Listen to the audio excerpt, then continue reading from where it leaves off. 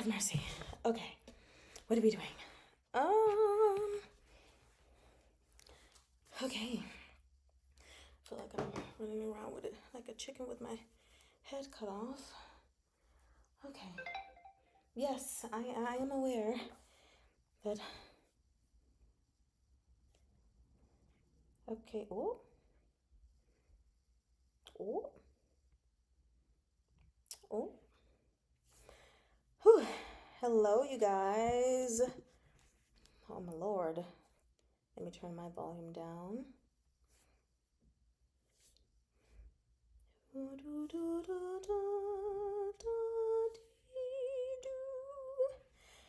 Whew. Hey, Cookielicious, how are you?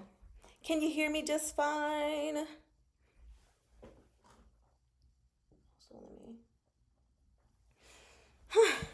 Okay. I am so unprepared. Okay, let's go with that. Give me just a moment. I need to go grab my drink. Yes, you can hear me well. Awesome sauce. Actually, hold on. What am I doing? Is it this? Okay, yes, I will be right back.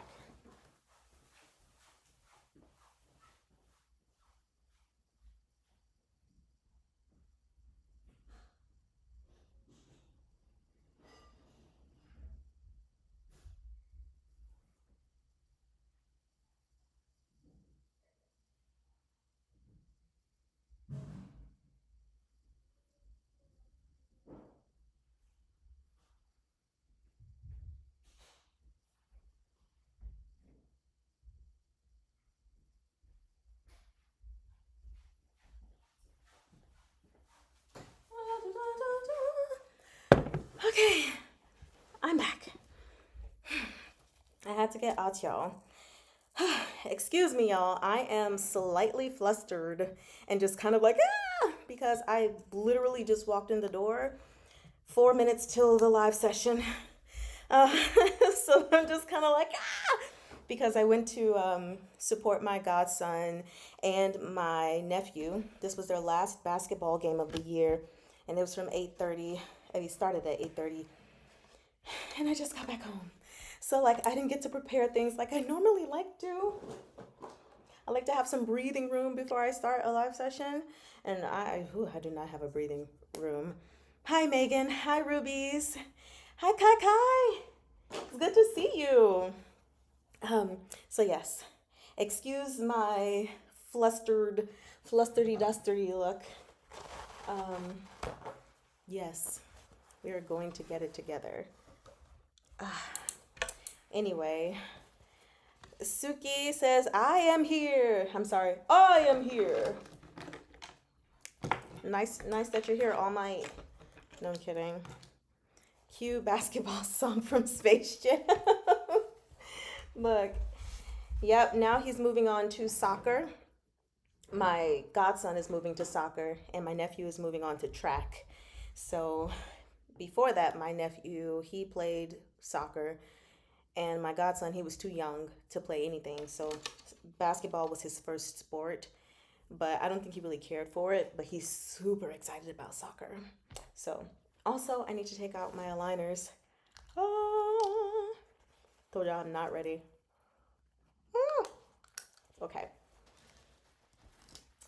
My husband says I'm taking out my teeth. And then when I put them back in, he's like, "Are you putting your teeth in?" I'm like, "They're not my teeth. My teeth are in here. They're aligners. Come on, dude." Um, yes, I am. My husband just texted me and asked if I was feeling all right because I had a rough night.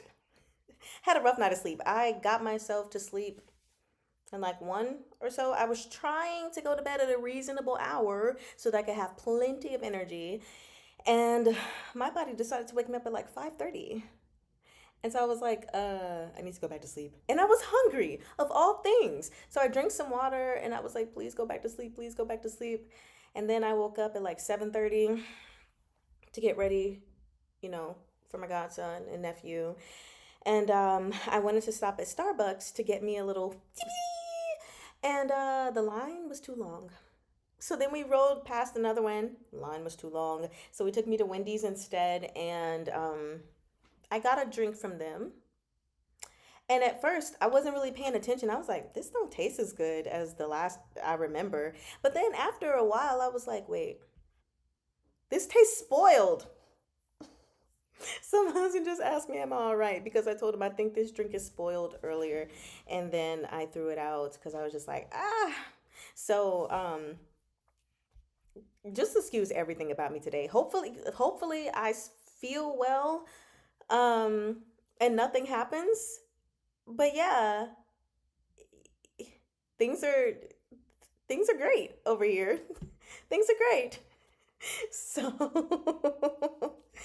uh you said I too played soccer as a child. I did not play sports, but I do enjoy watching them play. It is late. And like that was the earliest I could do as far as sleep because I wasn't sleepy before then and I like laid there for a while just like please go to sleep, please go to sleep. Yes, please go to sleep. Please go to sleep. So, excuse me today for any of my cuckoo for cocoa puffness, any repeated mistakes, whatever the case may be because I don't know. You love you some Starbucks? Me too. I really wanted my Starbucks. I was going to get a Frappuccino with a shot of espresso.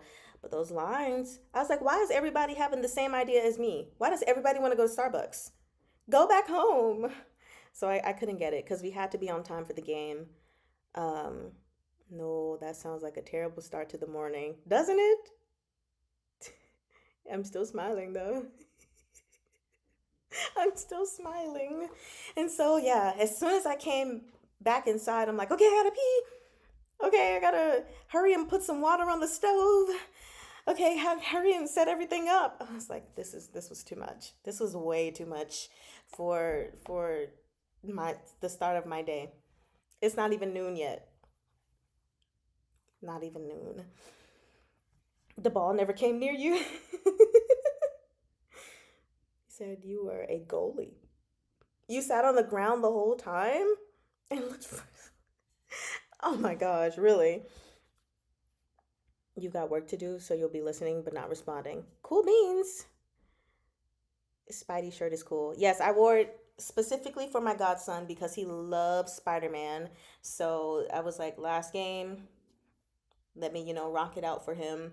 So yeah, I'm sure he was very happy actually. When he saw me, he was like, and then as soon as the game was over, he like ran over to me. He's like, Cass! That's what he calls me. Spider-Man! I was like, yeah! So he was happy. I'm happy he was happy. That's all that matters. Ah, let me take a breath.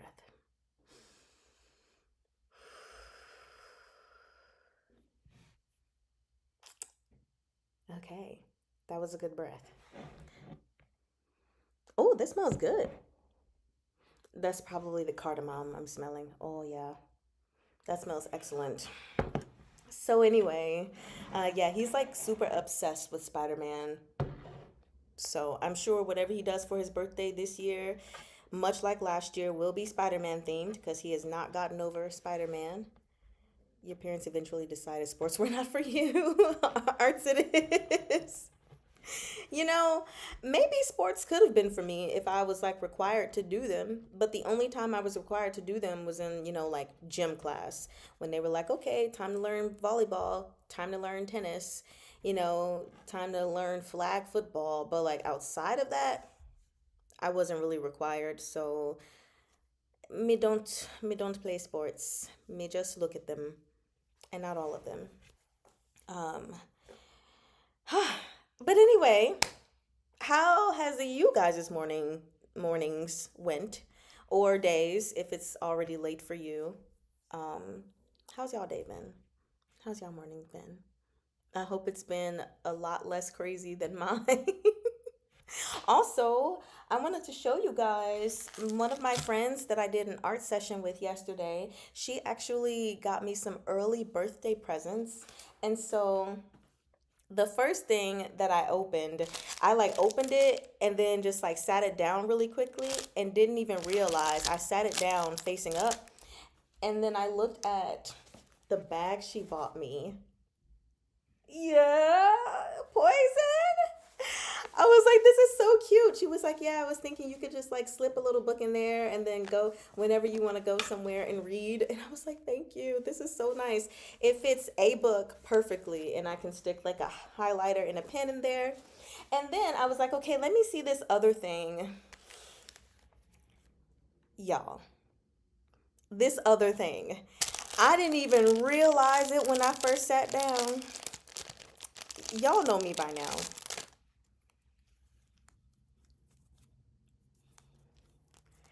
It's literally just a bunch of Bakugo stickers. And I've already organized them based on like style and everything. But I was flipping out. I was like, girl, oh my gosh, you be paying attention. So I have so many stickers and I need to figure out where to put him. I was like, yeah, my husband's just gonna look up one day and be like, because there's gonna be Bakugo. And she was like, hopefully he doesn't get jealous. I was like, well, if he does, he should have gotten jealous forever ago because I got like 9 Bakugo figurines. So what are we doing? But I was just like, thank you so much. She was like, hopefully the gift it doesn't disappoint you or anything. And I was like, girl, if you just got me a pair of socks with paint splatters on it, I would be happy. So the fact that she got me like personalized gifts just made me all the more happy because it's very easy to give a gift card, which I have no problem with. Give me a gift card. I don't care. But when the gifts are thought out, to cater to a person, I just really, really love that. So, your brother used to like Spider Man, then moved to Transformers, and now Skippity. I did like Transformers. Um, you spent the whole day sleeping. I might need to do that. Only time you liked gym class was circus classes? Was a thing? Said you have to go into your second job later, but you requested to have Saturdays and Tuesdays off starting in April. Mm. Oh, Tuesdays? We meet on Mondays, unless it's Tuesday for you, but I don't think so. But yeah, Saturdays and Mondays, Monday, Thursday, and Saturday are pretty much our meeting days for the time being. Um, like once we'll see what happens like around May or so when I pull back maybe from my job, if I'll go live on other days as well, you know. Because I would really like to also try to do, I don't know, some Saturdays. Every now and then I know I do some Sundays, but yeah, sending lots of strength and love and hugs. Yes. Yes, send Kai Kai all the strength you can send, you guys. All right, so that is officially 14 minutes of me ramble bambling. Um, so now, oh, someone just joined Patreon. I'll have to send them a thank you later. So I'm a not stall anymore. We're gonna go ahead and get started. So hopefully y'all are ready because I haven't read QJJ for almost a week. Feels kind of weird. So I'm like, man, how's today's live session gonna go? But here is the cover for Ballad of Sword and Wine, Volume 5. And isn't it gorgeous? So, wait. Circus class, juggling, plate spinning, etc. What? We didn't have that kind of thing in my school. Daylight saving time is tomorrow? No idea. Let me check my calendar. Well, there's nothing on here. Actually, would it even have it? Let me see. Daylight. Oh, it doesn't even list it on my calendar. Okay. Daylight saving 2026. Oh, it is March the 8th. Yeah, we're springing forward. So we're losing an hour. Yes, that's fine.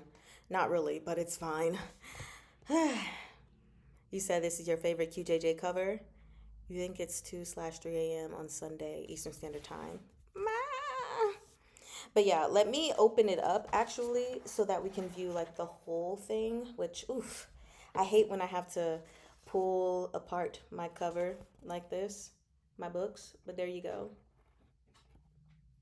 And then I'll kind of, I don't know if I'm zooming in correctly. Okay, for this side. So immediately, because of the dressing, we know that this is Qi Ju Yin. That's obviously Hua Xiangyi. It's got to be her, cause yeah. Anyway, I see all these cute little animals, all these sheep. Hold on, let me zoom in. Look at those sheep. Bah.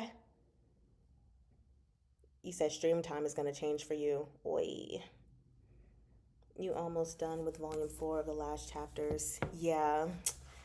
Uh Also, I was gonna post it. Crap. This is why I needed to come home because I needed to get this map up just in case. Okay, so I guess I'll have to show y'all the map if anything comes up because I didn't get it. I didn't get here in time to scan it and then upload it just in case we needed. Everyone is going in my pocket for like 1 minute while I carry my tea and oatmeal in the next room. You need more hands. Oh gosh. General Chi is hot. She is. She kind of has like this androgynous look. I'm here for it. I am all the way here for it. And then Hua Xiangyi's eyes. Look at those. She looks so innocent. I really hope that I don't just like her character. Because I think so far, even though I know she's been like with the Empress Dowager, nothing has happened with her that has made me dislike her. Compared to like me not liking the Empress Dowager. You said you'll post it in Discord. Okay. Well, if you post it while we're here, just let me know and I'll quickly download it and then put it on here for if we need it for today. But either way, I'm still gonna download it for if we do it. No, we won't be doing another live session reading this. But still, if I need it, like in the middle of a video, I can do it. But yeah, I hope I actually like her character. So we shall see. We've got a lot going on this map too. And then the picture in the book. Y'all, look at Sujo. Look at them. Look at how he's holding him. Got one hand on the booty. The other one like right above the booty, but basically on the booty. You said you second. General T is hot. Yes. This picture is amazing. And just look at these sparkles like on the water. The artist did so amazing with the reflection of this, like the light bouncing off the water. Absolutely stunning. I love this so much. Oh my God. Okay. Yeah, I'm feeling this. I am feeling this. They're so cute. Ah! That was my little scream. So, you guys ready? Because I am. Do I have a bookmark that wait, I'm gonna be sitting this up here. Actually, that might not be a good idea. Hold on. On my book stand. My arms are a little bit sore, so let's go ahead and take this off. So ready. Yes, let's do it. And I am also going to make a note, kind of, sort of where we're starting so that when I go back and edit, it'll be a lot easier for me. So I'm going to just say 19 through 20 minutes for chapter 147. Okay, let's do. Oh, you just posted the photo? Oh, then I'm gonna have to take that back. What I just wrote. I'll see if we need the photo. Thank you so much, Cookielicious. I appreciate it.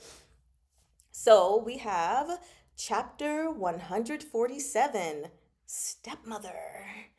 And man, it's been a minute since yeah, I'll put it up if we need it. It's been a minute since I have read in the voice of Tang Jiu Qing and Hua Xiangyi. So let's see how this goes. Okay. The morning after their company rescued Yao Wenyu, Shen Zichuan was up before dawn. He draped a white, wide-sleeved outer robe over his shoulders to guard against the chill as he stood at the desk looking over Yao Wenyu's prescription. His body was ravaged by poison.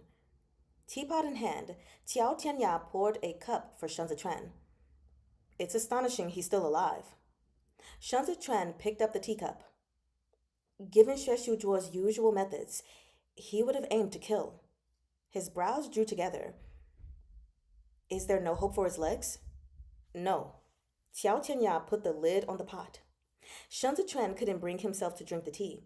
He placed the untouched cup back on the table. What about his health? Now that he's here, spare no expense. Get him whatever medicine the physician prescribes. And assign a few meticulous attendants to care for him. We mustn't be poor hosts.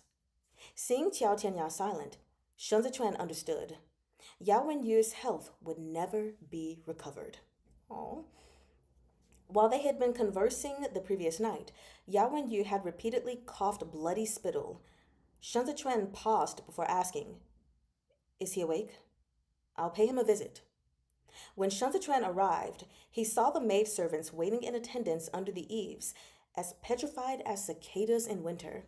He lifted the bamboo blinds to enter, his expression placid. The lamps were unlit, and the dimness lit the interior an air of bleak gloom. It was quiet and still within. Shen Zichuan caught only a vague glimpse of Yao Wenyu's lonely back through the screen. Seeming to sense his presence, Yao Wenyu glanced over his shoulder. Vice Commander, please come in. Shen Zichuan lifted the hanging screen and ducked inside. Xiao Tianya waited in the outer chamber, leaning against the wall as he listened to the chirps of the caged birds hanging over the veranda. You said, the cat has been posted in the past channel. Nice. Where was I? Okay, Suzhou will enter autumn soon, and the matter of trade with Huaizhou has been on your excellency's mind of late. Despite his severe illness and paralyzed legs, Yao Wenyu was unwilling to appear sloppy before anyone and had dressed impeccably. Only the bruises on his hands remained conspicuous, no matter how he tried to hide them. Shen Zichuan appeared not to notice. The matter is indeed worrying. There are disadvantages to approaching them about the purchase of grain both too early and too late. I've been discussing it with Lord Zhou for days, but we've yet to reach a conclusion. Yao Wenyu gave a slight nod. There are two difficulties with regard to Huaizhou. The first is Jiang Qingshan, and the second is the checkpoint at Luoxia Pass. Without resolving both, it will be hard to establish a trade route between Suzhou, Chazhou, and Huaizhou. But if you ask me, neither of these pose too great a challenge. Shen Zichuan listened with rapt attention. Outside, the birds were chirping. Yao Wenyu looked at the new gauze screens on the window and coughed a few times. When he had caught his breath, he said, When Xie Shujuo held the post of Chief Supervising Secretary of the... I'm going to read that again. When Xue Shujuo held the post of Chief Supervising Secretary of the Office of Scrutiny for Revenue, he made the acquaintance of Jiang Qingshan. The two have worked together for many years. They not only made up for the deficit in Juexi's taxes, but turned the 13 cities of Juexi into Great Zhou's granary. Only when Jiang Qingshan is in personal command in Juexi can he ensure the integrity of Juexi's governance and prevent another major incident like the case of Li Bei's tainted grain earlier this year. In other words, Jiang Qingshan Shan, Jiang Qing Shan. I don't know why I always want to put a G at the end. In other words, Jiang Qingshan must not leave Juexi. Xue Shuzhuo will no doubt transfer him back to his original post so he can continue to serve as Provincial Administration Commissioner. The vice commander needn't worry, he will be sent north to Huaizhou. During his years as Chief Supervising Secretary of the Office of Scrutiny for Revenue, Xue Shuzhuo had enacted many practical policies to help people in the outlying provinces. He was well acquainted with the political situation in all the various regions. This was why, during the reign of Xiande, he was able to work with Hailiang Yi to audit Hua Siqian's accounts. Likewise, although Yao Wenyu had never served in government, he had wandered the land all year long. Having observed every province for himself, he too was aware of political concerns across the empire. Despite their differences in identity and status, both men were more intimately acquainted with the plight of commoners than officials like Kong Qiu and Chen Yu, who resided in Chudu year round. Well, yeah, that makes sense. Regarding Luoxia Pass, Yao Wenyu turned back to Shanzichuan. Li Bei has broken free of Chudu's control. The garrison at Luoxia Pass is the predecessor of the Li Bei Armored Cavalry, and the troops stationed there are all former subordinates of the Prince of Li Bei, Xiao Fangshu. They have long been at odds with Chudu despite their appearance of unity. As it stands, Zhongbo's revival will be nothing but advantageous to Li Bei. Luoxia Pass should be all too eager to lend a helping hand. I doubt they'll deliberately obstruct you. Got it. So Luoxia Pass isn't as close with Chudu as we think, essentially. Yao Wenyu paused to cough again. Shen Zichuan handed him a cup of tea, and Yao Wenyu thanked him before continuing. If you want to deal with Huaizhou, it's yours. Mr. Cheng Feng and Lord Yu's presence will be enough. I believe the most crucial matter at hand is not the north, but Zhongbo itself. The eastern prefectures of Dunzhou and Duanzhou can be left for the moment, but Fanzhou must be secured with all haste. Okay? Why? Okay, I didn't miss anything. Cool. Shen Zichuan and Yao Wenyu conversed until noon, when Fei Sheng came to deliver Yao Wenyu's medicine. As Shen Zichuan stepped out, he looked around at the maidservants lined up under the eaves. He turned to Qiao Tianya. You haven't had much to do lately. Let Fei Sheng and Ding Tao stay with me, while you remain here and take care of Yuanzhua. Yes, take care of Yuanzhua. Fei Sheng had initially thought this task would fall to him. Qiao Tianya was Shen Zichuan's indispensable trusted subordinate, the leader of all his personal guards. He never expected Shen Zichuan to let go of him this easily for the sake of Yao Wenyu. But from another angle, this merely illustrated Yao Wenyu's importance. With Qiao Tianya keeping watch, no one would dare neglect Yao Wenyu's care. As for Shen Zichuan himself, he had a second layer of consideration. Yao Wenyu was a proud man. Although his legs were broken, he was still a distinguished young master of Chudu and refused to present a sorry sight to others. He hadn't called any of these maids to serve him this morning because he was unwilling to let them see him in his injured state. Fei Sheng was unsuited to care for him. His penchant for ingratiating himself with his superiors would be counterproductive here and make things awkward for all involved. In contrast, Qiao Tianya and Yao Wenyu shared a similar background. There were many things about Yao Wenyu only Qiao Tianya could truly understand. Qiao Tianya murmured his acknowledgement and stayed. Regardless of Yao Wenyu's pronouncements, any deal with Huaizhou would have to be discussed in detail with Zhou Gui. Shen Zichuan spent the next few days in the prefect's study. Given his acclaimed reputation, Zhou Gui's advisors all hoped to catch a glimpse of the famous Yao Wenyu, but Shen Zichuan declined all their visitation cards. The man had yet to recover from his injuries. Right, like why y'all all trying to come over and see it? Let the man chill, okay? Let me take a sip. I need to remember to drink as well. If y'all can remind me, just like grab, I'll chow. Okay. Also, I didn't grab my spoon. I hope it's not too hot. Y'all see my glasses fogging? It's okay. Hot. Okay. When Xiao Chuya received the letter informing him of Yao Wenyu's condition, he immediately turned to call Wu Ziyu. When the young general arrived, Xiao Chuya instructed him to send a military craftsman to Cizhou to design a custom four-wheeled vehicle for the scholar. A wheelchair! I don't know why that's exciting. Wu Ziyu had been with Xiao Chuya for a month. His troops had gradually bonded with the Imperial Army over their misfit status and now got along better with them than anyone else. Since the soldiers of the other camps all looked down on them, they didn't waste their breath sucking up to the fighting battalions. Each time the supply squad delivered provisions, the receiving camp would check them. Once everything was confirmed in good order, they retracted their steps to their station at border camp, where they stayed put to avoid conflict with the other camps. What kind of four-wheeled vehicle? Wu Ziyu, still bare-chested from his dictionary time ablutions.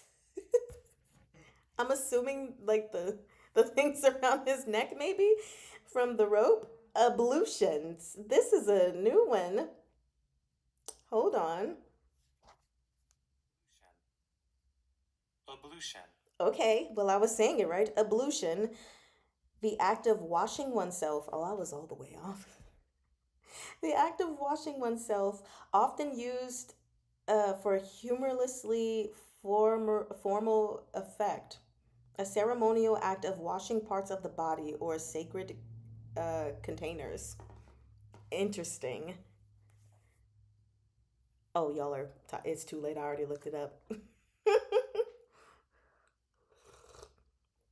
Okay, where was that?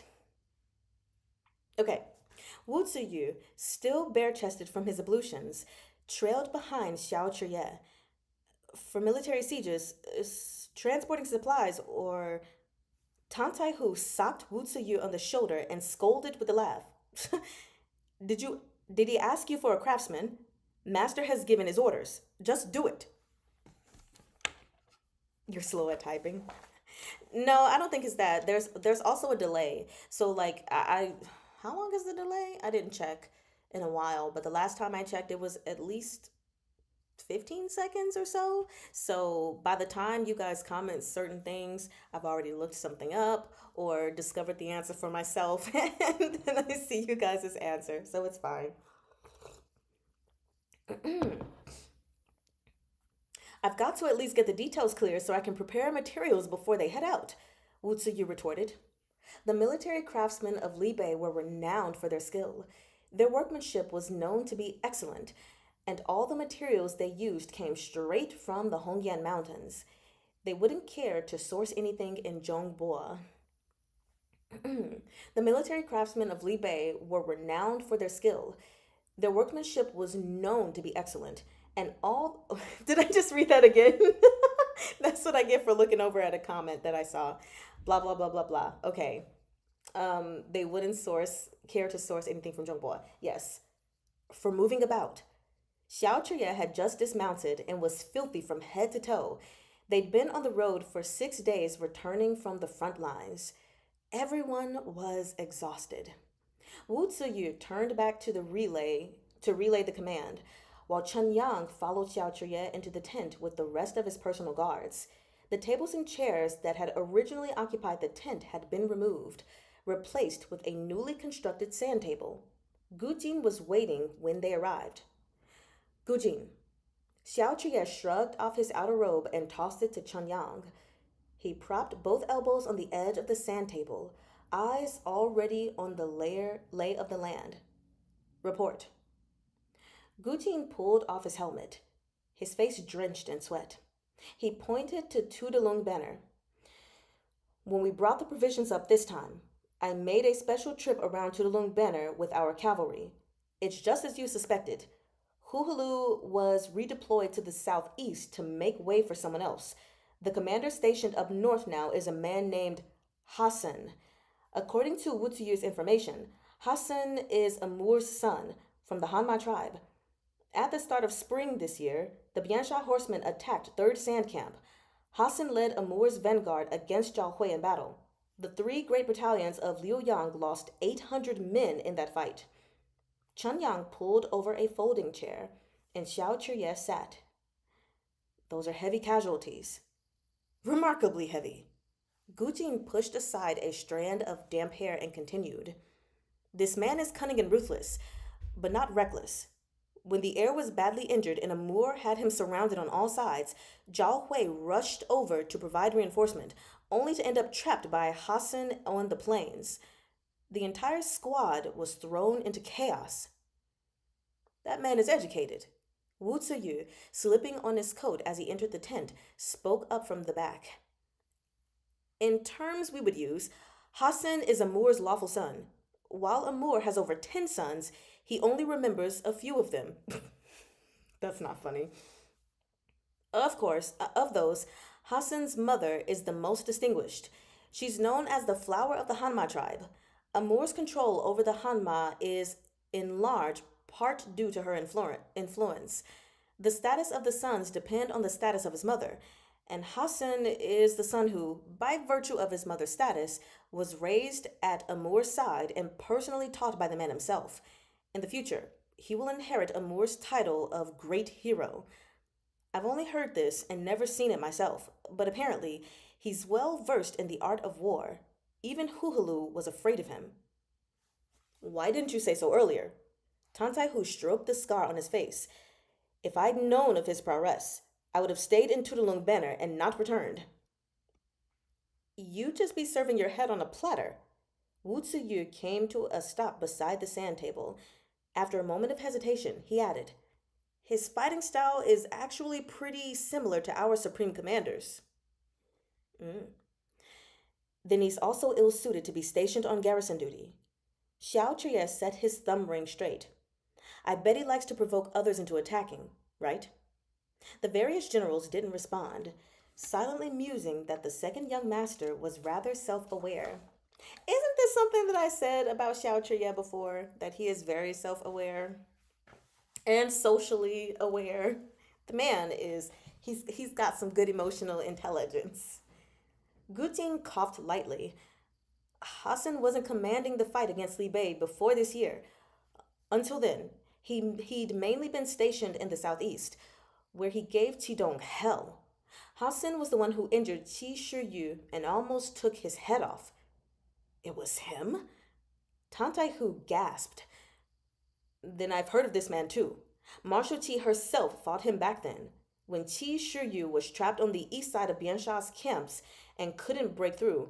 His sons didn't dare deploy troops for a rescue mission.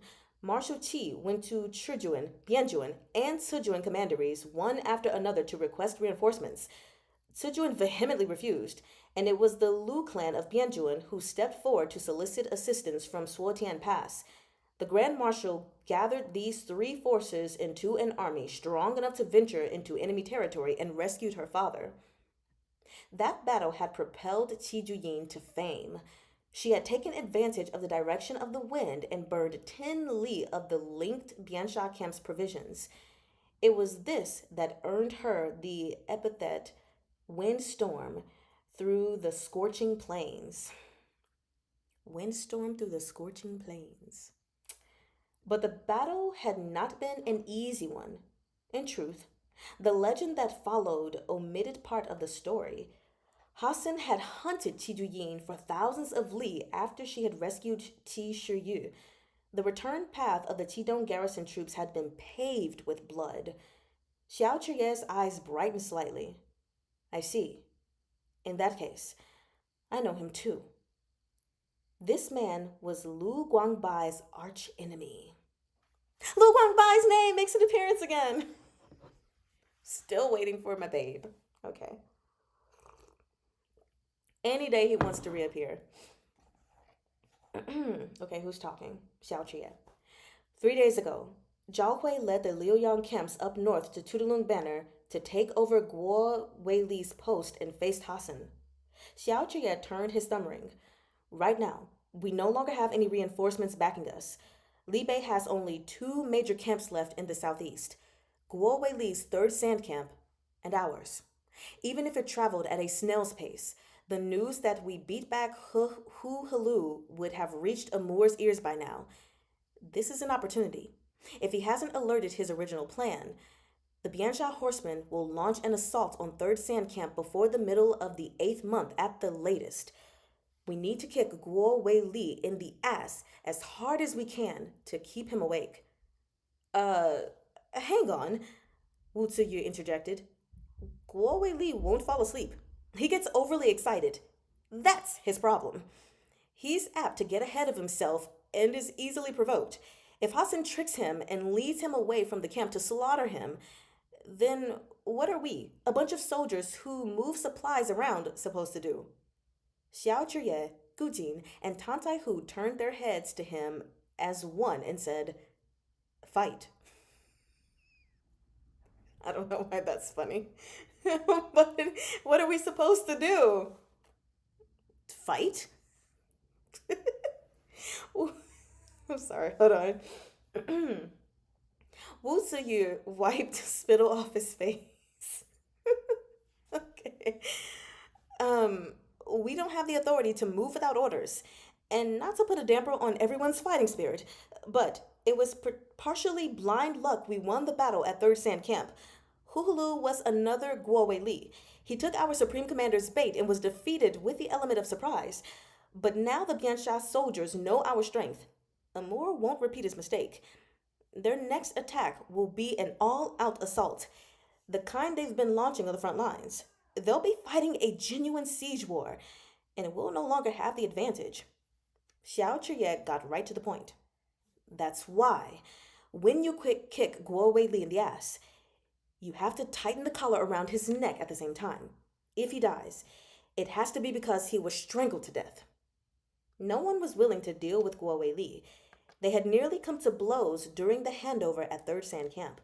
Chen Yang and Tantai Hu still held a grudge over the incident with Gu Jin, and Guo Wei Li didn't give a damn about Xiao Chuye.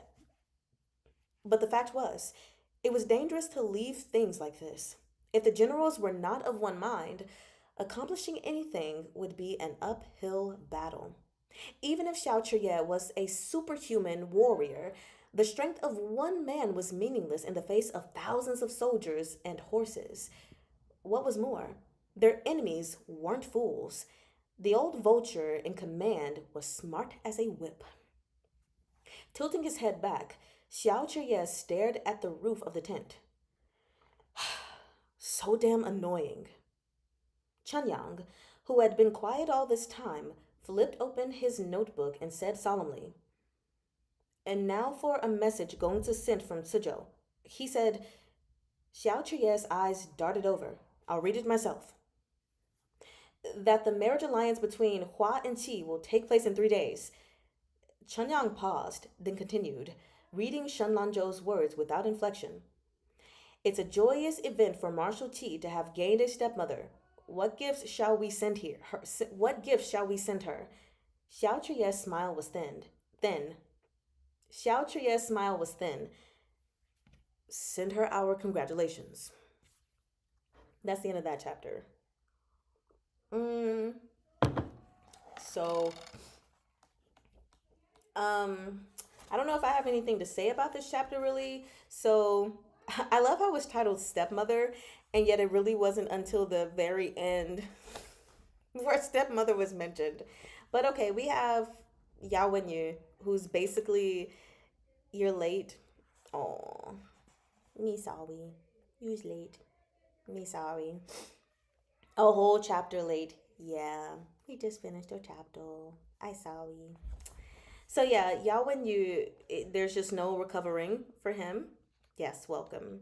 He is going to get a wheelchair made for him, which is very nice. Well, Xiao Chuye is making sure a wheelchair gets made for him. But ultimately, just from what I've gathered from this chapter, is that Luoxia Pass is not going to be as big of an obstacle as Shen Zichuan, Kongling, and Zhou Gui are thinking, because they're essentially cordial with Chudu, but not super tight like people perceive them to be. Not only that, but apparently,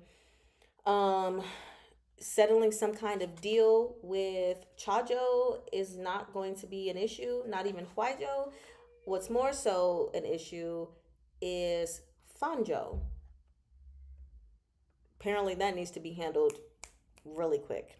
So, that's all I've gotten from that portion. And then, let's see.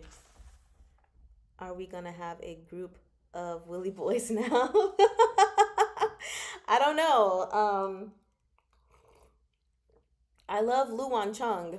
I don't love Yao Wen Yu. He's new on the scene. So I mean he's existed of course, but now he's clearly going to be on the scene more. I just don't have enough to know if he's gonna be in my Willy Boys Club. Right now it's just Wan Chong. It's just the one lone wolf. Um so then going to the next section, we have that, yeah, what was his name? Hu Halu was essentially a distraction, which is what Xiao Chuya had said before in the previous book. A distraction for Amur's son, Hassan, which I'm not even sure if that's how it's said, but that's how I'm going to pronounce it, okay? Um, for him to make an attack. Specifically on, hold on. Apparently earlier in the battle in spring of this year, they attacked Third Sand Camp.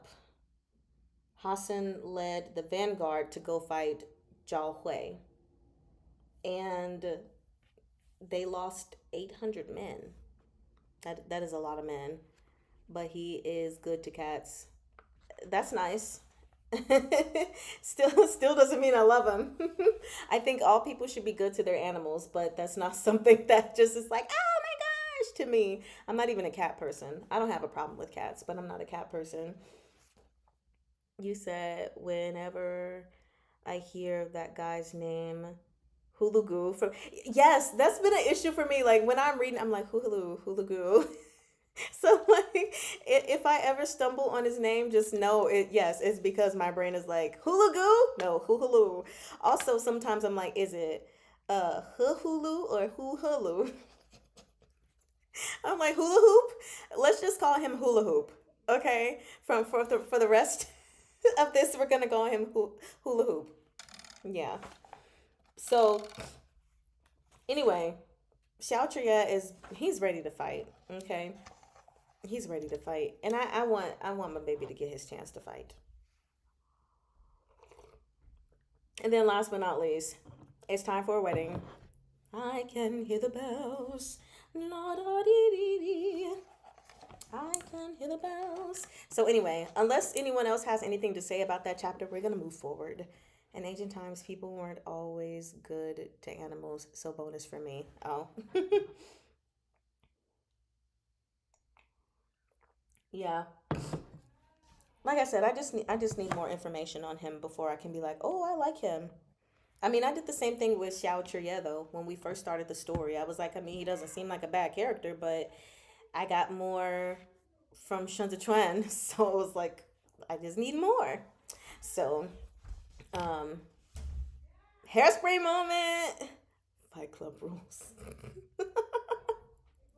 Yes, he ready to throw them bows, as we say.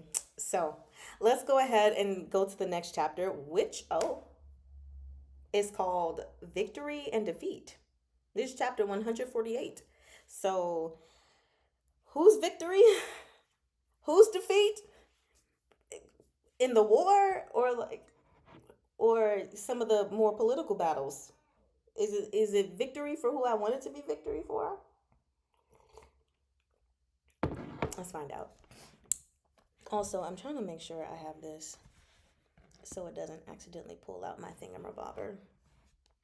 Now I have hairspray. Oh, I'm sorry. I didn't mean to get hairspray stuck in your head. I was in that musical as one of the trio black girls. The oh mama, welcome to the '60s. It was really fun. A lot of work though. So anyway, let me say it again. Hold on. I'm supposed to be copying down for editing purposes. Chapter 1. Da da da. We are at 49 to 50 minute mark, basically. Okay. Our cuties' victories, their enemies' defeat. That's what I hope. Not a bad thing. Good. It was a really good musical. So, when Qiao Tianya lifted the curtains at dawn, Yao Wenyu was muttering in his sleep. The bedding was light, and it was not yet the rainy season in Suzhou. The windows were open, bamboo blinds swaying with the breeze. Yao Wenyu lay in the embrace of the wind, as if pillowed against the rain of spring. Still, the pain in his legs had made him sweat. Several months ago, the storm within the Imperial College had struck the court officials of common origins like a slap in the face. Kong Chu and Cun Yu had been first affected, but not even Yao Wen Yu had been spared. When the storm had blown over, Yao Wen Yu had remained under Kong Chu's protection and rarely appeared in public in Chudu.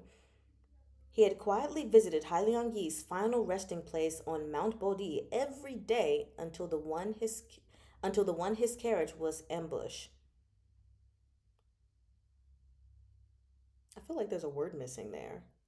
Sorry. He visited Hailiang Yi's final resting place on Mount Bodhi every day until the one his carriage was ambushed. We're just gonna go with it. That day, Yao Wen Yu had run into Xue Xiu Zhuo. Xue Xiu Zhuo and Yao Wen Yu were fellow students. Even before studying under Hailiang Yi, they'd attended Mr. Chang Zong's school together. Hailiang Yi had initially favored Yao Wen Yu on account of old Master Yao. By that time, Xue Xiu Zhuo had thrice sent visitation cards to Hailiang Yi in the hopes of becoming the esteemed elder's student. But all his attempts were in vain. Yao Wenyu had often heard Shi Hongxuan talk of Xue Xiu Zhuo. This common-born son of the Xue clan had lived in straitened circumstances throughout his early years in the Xue residence. After the death of his father, the various cliques within the Xue clan fought tooth and nail over their inheritance of fields and mansions. They stirred up such a ruckus that everyone in Chudu came to know of it, and it was for this reason the other noble clans held them in contempt. The clan's eldest lawful son, Xue Xiu Yi, was a pretentious dilettante who feigned sophistication. For instance, he knew less than nothing about antiques, yet was constantly hoodwinked into spending tremendous quantities of silver on them. Why am I I'm reminded of the prince from the Imperial Uncle who really liked to buy antiques but always ended up buying fakes. Okay, I'm sorry. That was just the moment. With a scan, within a scant few years, the Xue clan's wealth was squandered clean away. The collateral branches gradually distanced themselves from the main family, realizing there was no use in trying to get blood from a stone. As for Xue Xiu Yi, he spent his days fooling around, aspiring to join the Hanlin Academy, where scholars and advisors debated policy. He had spent a great number of gifts. Fish boyo. Oh, sorry. He had sent a great number of gifts to Hua Xiqian, then both Grand Secretary and the Hanlin Chancellor. But his efforts earned him only the cold shoulder. Even the Fei clan's Hulian Marquis viewed him with disdain. Everyone had thought this spelled the end for the Xue clan, but it was at this moment that Xue Xiu Zhuo stepped to the fore. He passed all the official examinations and was legitimately initiated into the Hanlin Academy on the strength of his merits. Hailiang Yi himself had reviewed the exams back then, and he had found Xue Xiu Zhuo's essays on contemporary politics outstanding. It was no fluke that he placed near the top of the ranks. Yao Wenyu, too, had read all of Xue Xiu Zhuo's essays. Xue Xiu Zhuo had been bursting with fresh drive and sharp ideas when he was first inducted into the Hanlin Academy. Some even saw the shadow of Qi Huilian in him. He repeatedly submitted memorials to the emperor advocating for resurveying fields outside the capital. This was Qi Huilian's unfinished work. Even within the 8 cities of Chudu, the noble clans occupied commoners' farms and fields, but kept that land off the record, thus avoiding the land tax on thousands of acres of farmland. No number of audits could reveal the situation while Wei Huaigu and his cohort had control over the Ministry of Revenue. Unfortunately, Xue Xiu had no powerful backer like the crown prince of the Eastern Palace to protect him. His memorials offended not only Hua Sitian, but also many court officials from the noble clans, as well as the late Pandru Gui. Well, he wouldn't have to offend y'all if y'all would just abide by the law and stop being so corrupt. All these people had formed an alliance by the end of the reign of Yongyi and were later inextricably I can't say that. I know this word. All these people had formed an alliance by the end of the reign of Yongyi and were later inextricably tied to Zhongbo's fall. Even the seemingly marginalized Hulian Marquis of the Fei clan had encroached on the commoners' field in Chuancheng. Xueshu Zhuo was like a rabbit surrounded by wolves. He made quite a scene in the imperial court, and the denunciations came hard and fast. At the time, Hua Xiqian had even used Xueshu Zhuo as an excuse to strike out against Tai Liangyi, who had promoted the young man, as well as the other officials from common households Tai Liangyi represented. Those days had been difficult ones. Even Yao Wenyu, removed as he was from court and capital, had caught whispers of the tempest. Kong Chu had been among the officials demoted back then, and several minor, low-ranking officials like Liang Cuishan had also been inadvertently caught in the crossfire. Haliang Yi managed to dodge the brunt of Hua Siqian's blows. He was shunted back into the position of the lowest-ranking deputy grand secretary of the Grand Secretariat and reduced his attendance in the imperial court for several years later. The officials from common households were forced into a state of hibernation yet again. Xue Xiuzhuo's promising career was nipped in the bud, and he was publicly admonished by Hua Siqian. He had only just entered the imperial court and barely taken his seat in the Hanlin Academy before he was demoted to the lowly position of scribe for the recording of state history. However, it had not been fear that motivated Tai Liangyi's concession back then. His strategic retreat was rather the beginning of the common officials' preparations to fight back. Han Liangyi had been long concerned over the deficit in the state treasury. Instead of raising difficult questions within Chudu, those loyal to him began their investigation with the account books of the surrounding regions. For this task, Han Liangyi nominated Xue Xiuzhuo, and indeed, it was at the behest of Han Liangyi that Xue Xiuzhuo went on to become the chief supervising secretary of the Office of Scrutiny for Revenue. Xue Xiuzhuo did not disappoint him. After that flurry of denouncements, he had grown far more prudent. Oh, hi, y'all. Hi. Welcome. Where was I? For 8 whole years, Xue Xiuzhuo remained the chief supervising secretary of the Office of Scrutiny for Revenue. Based solely on his evaluations during this period, he ought to have been promoted several times over.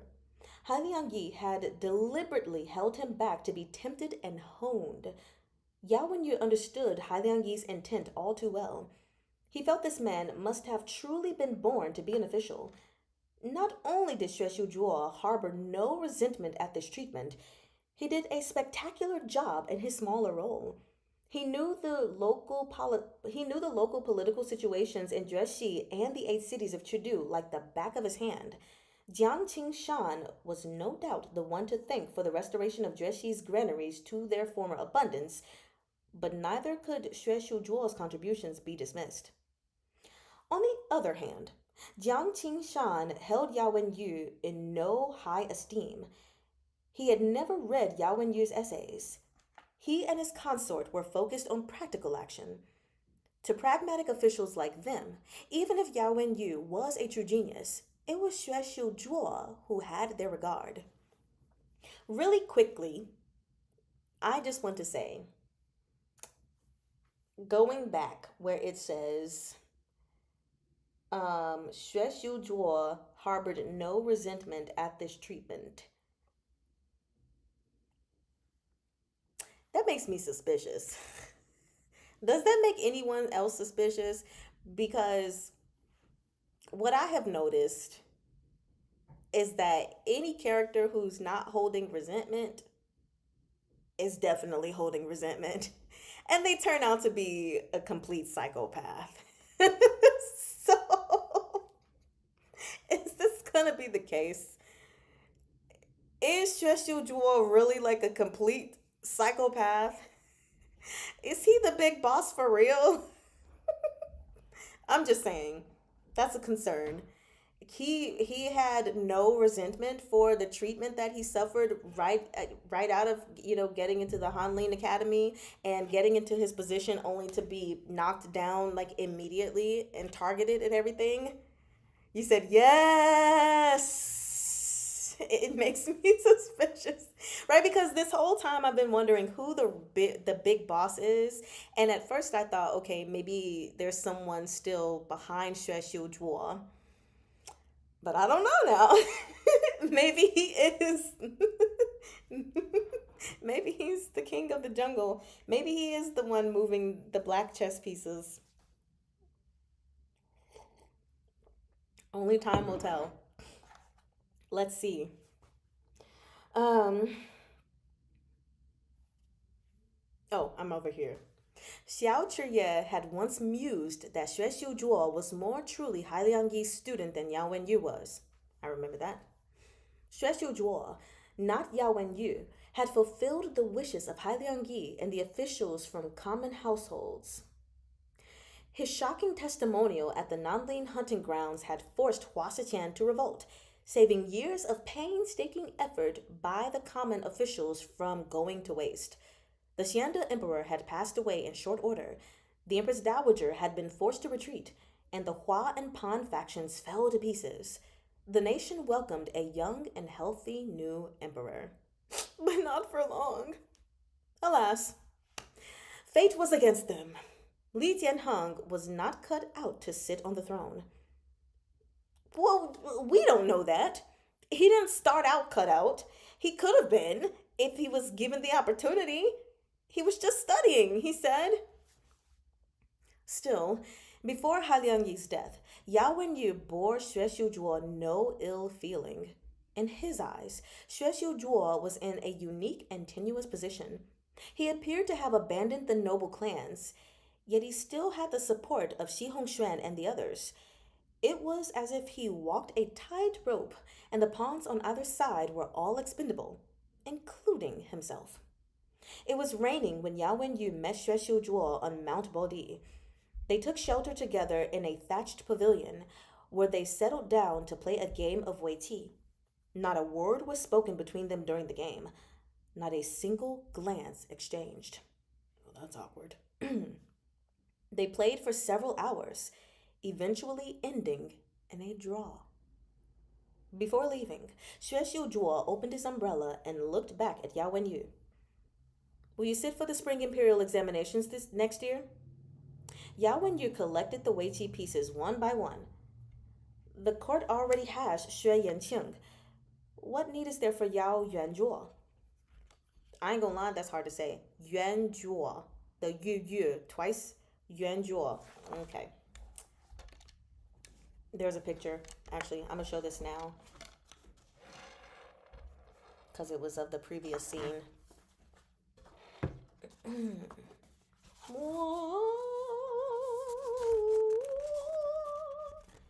There you go. Playing Weiqi, not looking at each other, not talking to each other for several hours? That's pretty crazy. So, now let me actually take the time to look at it. Okay, so this is Yao Wenyu, and that is Xue Xiuzhuo. Don't he look a little psycho? I'm just pegging him as a psycho now. Also, he is looking up at Yao Wenyu. Oh, Yao it has a little mole. Y'all see? Hold on. Do y'all see it? Can y'all please tell me y'all can see it? Um, but yes, this I have thoughts. You said, "Ooh, how symbolic." Yeah, this is quite interesting. And then in the previous volume, there was actually already a picture of Sheshu Jua behind Yao Wenyu at a Weiqi game, and he looked pretty crazy. I don't have the fourth book on me at the moment, but he looked kind of crazy. Um. Anyway, the battle of the students of Hailiang Yi. Oh, throw in Shun Zichuan. But okay. Um. Not gonna lie, he looks handsome in this, but he just looks kind of psycho, just a little bit. I'm dubbing him a psycho. That's period. The two of them, one standing and one sitting, listened as the rain poured and the wind blew harder outside the pavilion. A gust billowed through Yao Yu's robes. He held the weighty box in one hand and dropped the jade pieces with the others, looking for all the world like an immortal sitting at leisure, as if he would ride away on the wind in the very next instant. As they spoke, the storm flung a single speck of mud onto his green robe, marring the fluttering fabric and reducing him to a mere mortal. Darn that speck of mud. Xuexiu Duo glanced down at that speck of mud.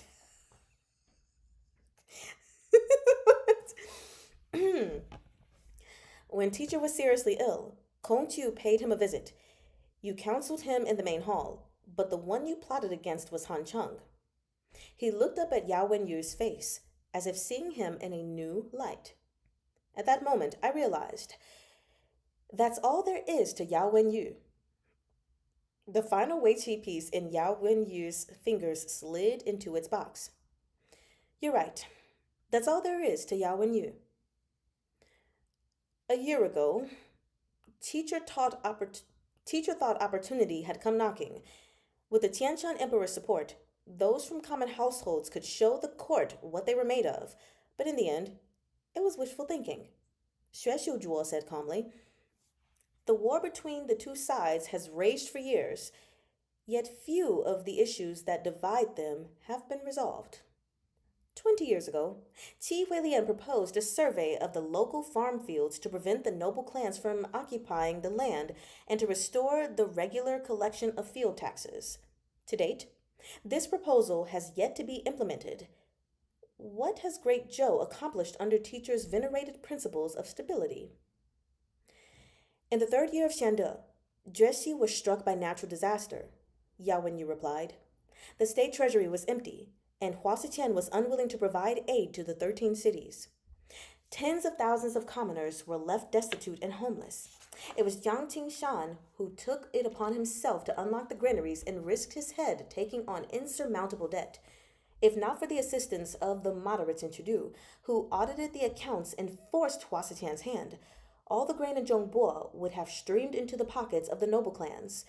If saving one person is not considered an achievement, and neither is saving tens of thousands, then, in your opinion, how many must be saved to be considered an accomplishment? The moderates who saved tens of thousands in Jueshi are the same ones who allowed the tragedy that took place in Zhongbo. A physician saves one man, but it's the court official who saves the masses. Xue Xiujuo had turned his back on Yao Wenyu as he spoke. Now he clenched his fists and turned around. How many years has it been? Yet teacher was still fixated on the conflict between the common-born officials and nobility. Look at Kong Chu. Look at the current students of the Imperial College. Are the noble clans the only ones drawing lines based on family status? The riots in the Imperial College touched off at the slightest spark. Yet Kong Chu still has yet to realize that those under his leadership from common households hold the same prejudices against officials from noble clans as the noble clans do toward them. The moderates' gradual monopoly of the Imperial College runs entirely counter to your grandfather's original intent to revive the institution. You know what's interesting that he says that? Because I often say, like, I often hear black people say that, like, black people can't be racist. Which to me is so stupid. I'm like, yeah, racism is not delegated to just Caucasians, but it's kind of one of those things where a lot of times there's so much focus on racism coming from white people directed at black people that it kind of overshadows, the racism and prejudices that are reflected back, and even some stereotypes that people hold. It's like it's going both ways. It's not just one against the other. Like, I don't think a lot of people realize truly how much we as like colored people are against, not me, but against Caucasians. So I think it's interesting, that he posed that, just saying like the same prejudices that the nobles have against the commoners are also dealing with their own prejudices toward the nobles. Like, y'all are doing this infighting, but really it's still not necessarily helping the grand scheme of things for just the common folk. It's the common officials versus the noble officials. Um, Not just all the common people against the nobles, I guess. That's interesting. Oh, I just hit my tooth. Are you okay? I'm okay. Anyway, let's continue. Okay, I was just making sure there are no comments. Yao Wenyu met his eyes. You plotted to murder the Tianshan Emperor and incite conflict between factions, which put the Grand Secretariat in a perilous position. You instigated Han Cheng to ambush Xiao Chiye and forced Li Bei to turn, giving the Empress Dowager the opportunity to consolidate military power in Qidong. You enabled her to exercise the authority of the Son of Heaven, then gave the Emperor's daughter a hand up to the throne. You calculated every step meticulously, drawing everyone into your web. Yao Wenyu rose to his feet, black and white pieces tumbling to the ground. You forced our teacher to his death. The clatter of weighty pieces falling mimicked the shattering storm, so sharp it could cut one to the quick. Rain pelted Xueshu Zhuo's arm where it was exposed to the tempest. He met Yao Wenyu's gaze without the slightest flicker. They were students of the same school and the same teacher, educated under the same man's tutelage, guided by the same mentor, and concerned with the same and concerned with the same blah blah. Go back. They were they were students of the same school and the same teacher, educated under the same man's tutelage, guided by the same mentor, and concerned with the same topics in their essays and examinations. Yet they had grown to be polar opposites. One day I will die, Xueshu Zhuo said hoarsely. Whether I am forsaken or deserted by all, or bring ruin upon myself, I will walk this path to the end. Psycho! No, I'm kidding. Then you will not stop at nothing to kill others and yourself? Yao Wenyu released his grip on the last stone he held, letting it fall. You can't save all the people of the land. The restoration of Great Zhou is nigh. Xueshu Zhuo took a step closer. The old school nobles have been purged. The leaders from common households have all suffered a setback, and the calamity that was the eunuch clique has been eradicated. With the Grand Secretariat, Empress Dowager, and heir apparent holding one another in check, the rising talents in the imperial court will surge to the fore. Great Zhou is about to have fresh blood coursing through their veins. Yao Wenyu, I die without fear. Even if I am remembered only in infamy, condemned by posterity, I will begrudge nothing. I've thrown myself into the flames ignited by teacher. I do it for myself. With this, Xueshu Zhuo opened up his umbrella again and turned around to step into the rain.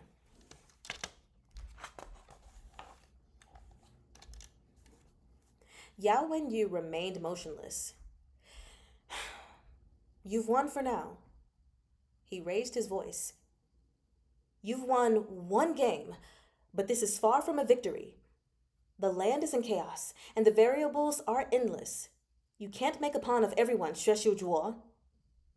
The rain fell in torrents, as if venting the pent up rage of the skies onto the world. The green bamboo planted by Hailiangi's grave snapped in the storm, and muddy water flowed down the slope, like a face smothered in bitter tears. Today it's a draw.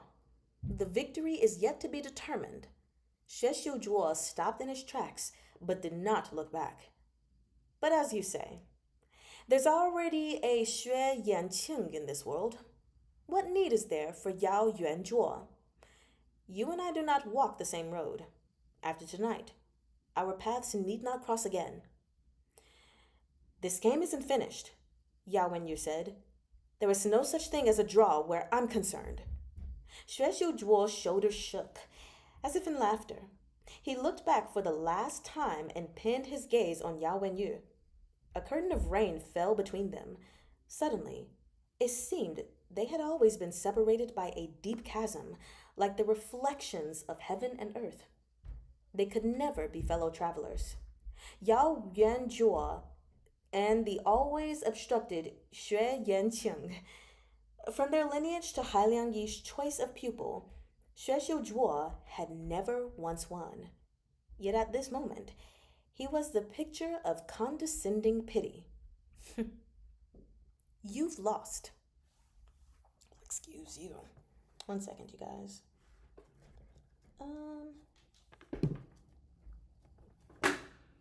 I need to wrap up my arm.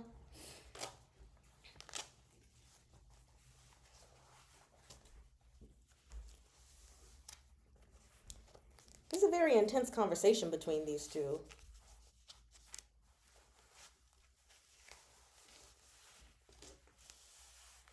Okay. Since it's directly touching my skin, I guess I'm putting it on the lowest setting. All right.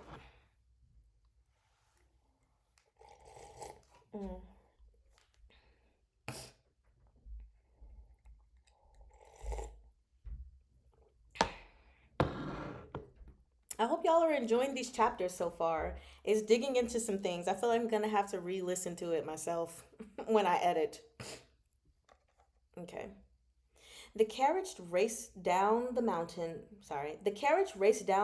road, surrounded by the clamor of barking dogs. The pursuers spurred their galloping horses closer. Yao Wenyu's coachman was already dead.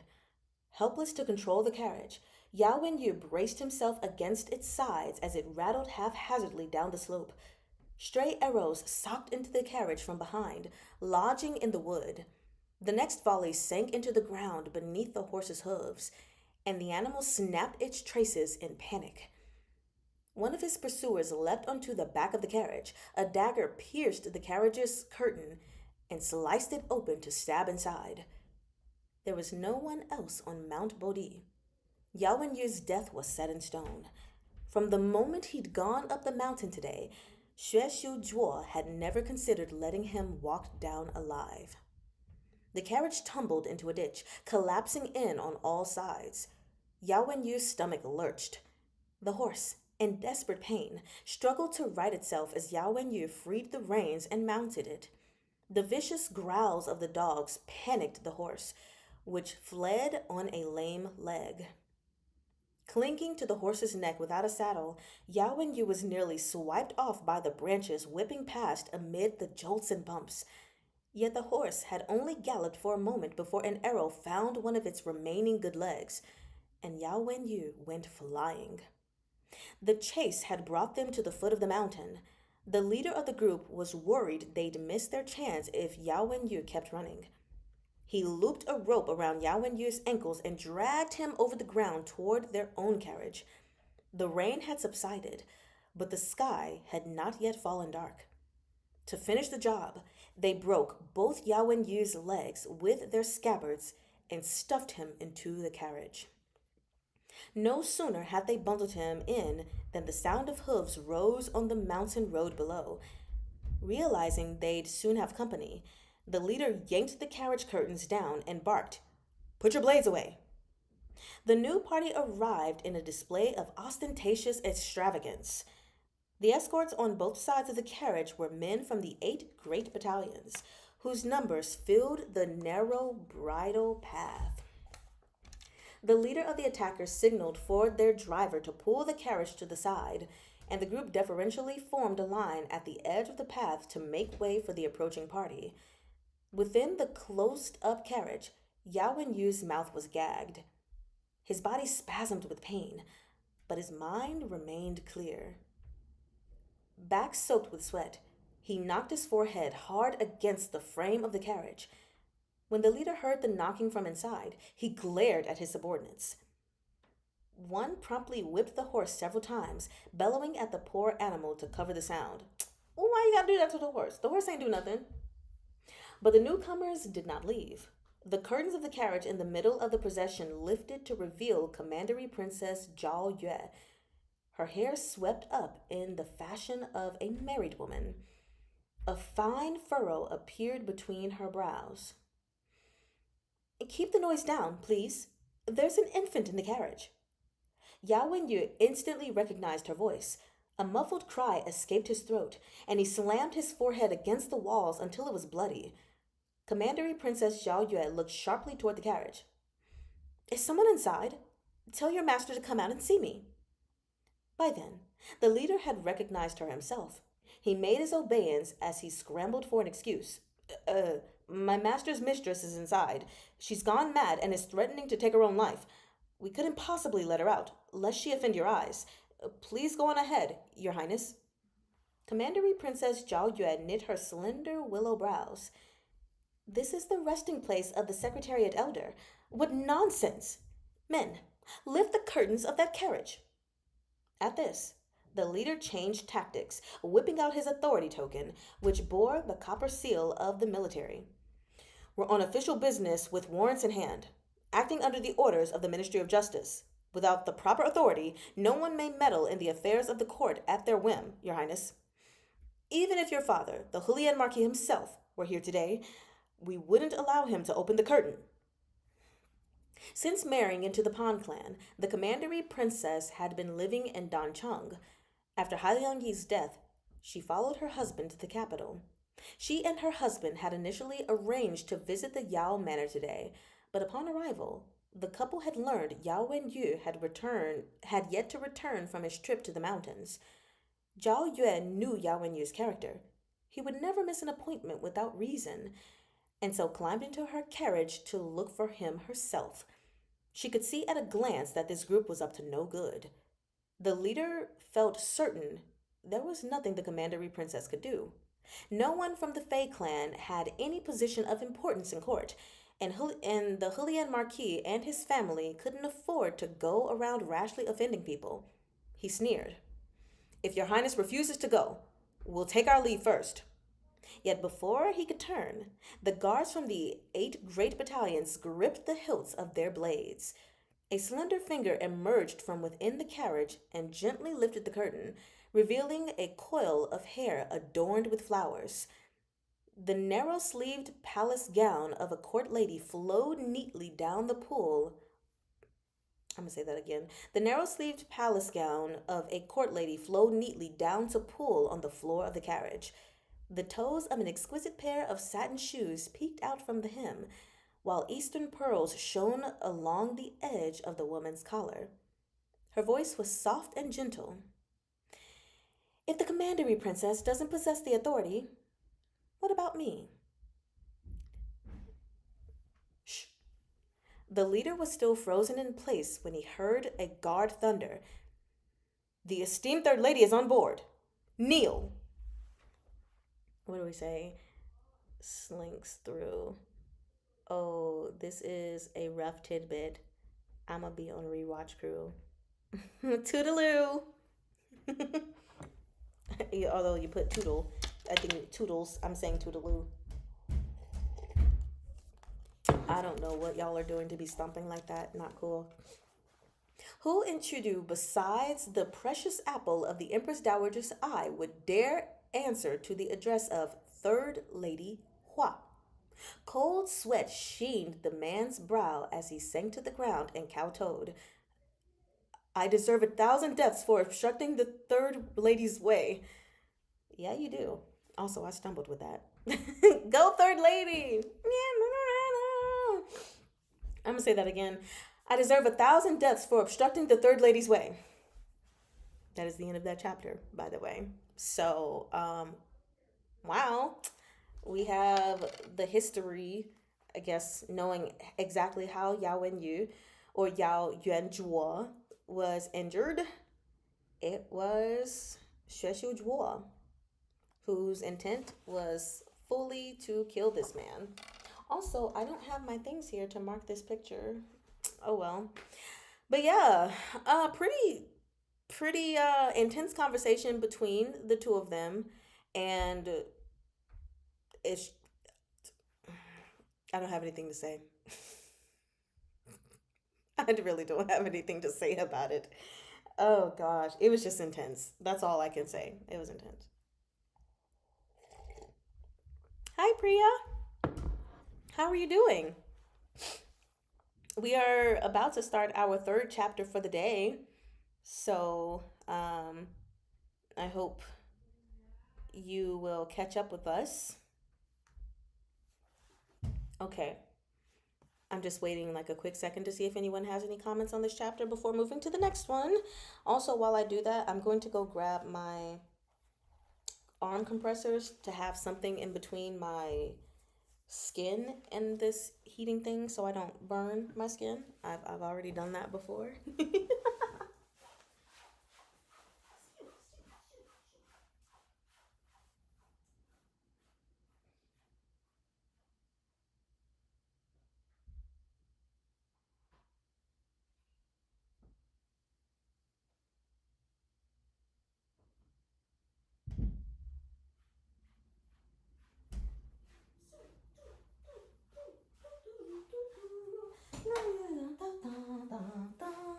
I also brought the third book so I could show that, I mean the fourth book, so I could show that picture of the two of them.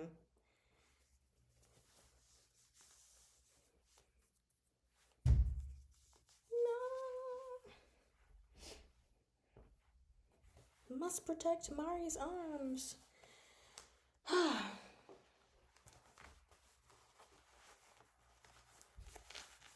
Snuggly wuggly. That's better. Okay, so really quick. What was that picture? Was it this one? Yep, actually it was the final picture of volume 4. So it's interesting. The first picture of volume 5, still them. Let me move this. This was the final picture. Okay, I was right. Sheshu Jewel had the black piece in his hand. So yeah, don't he look psycho? And look at, yo.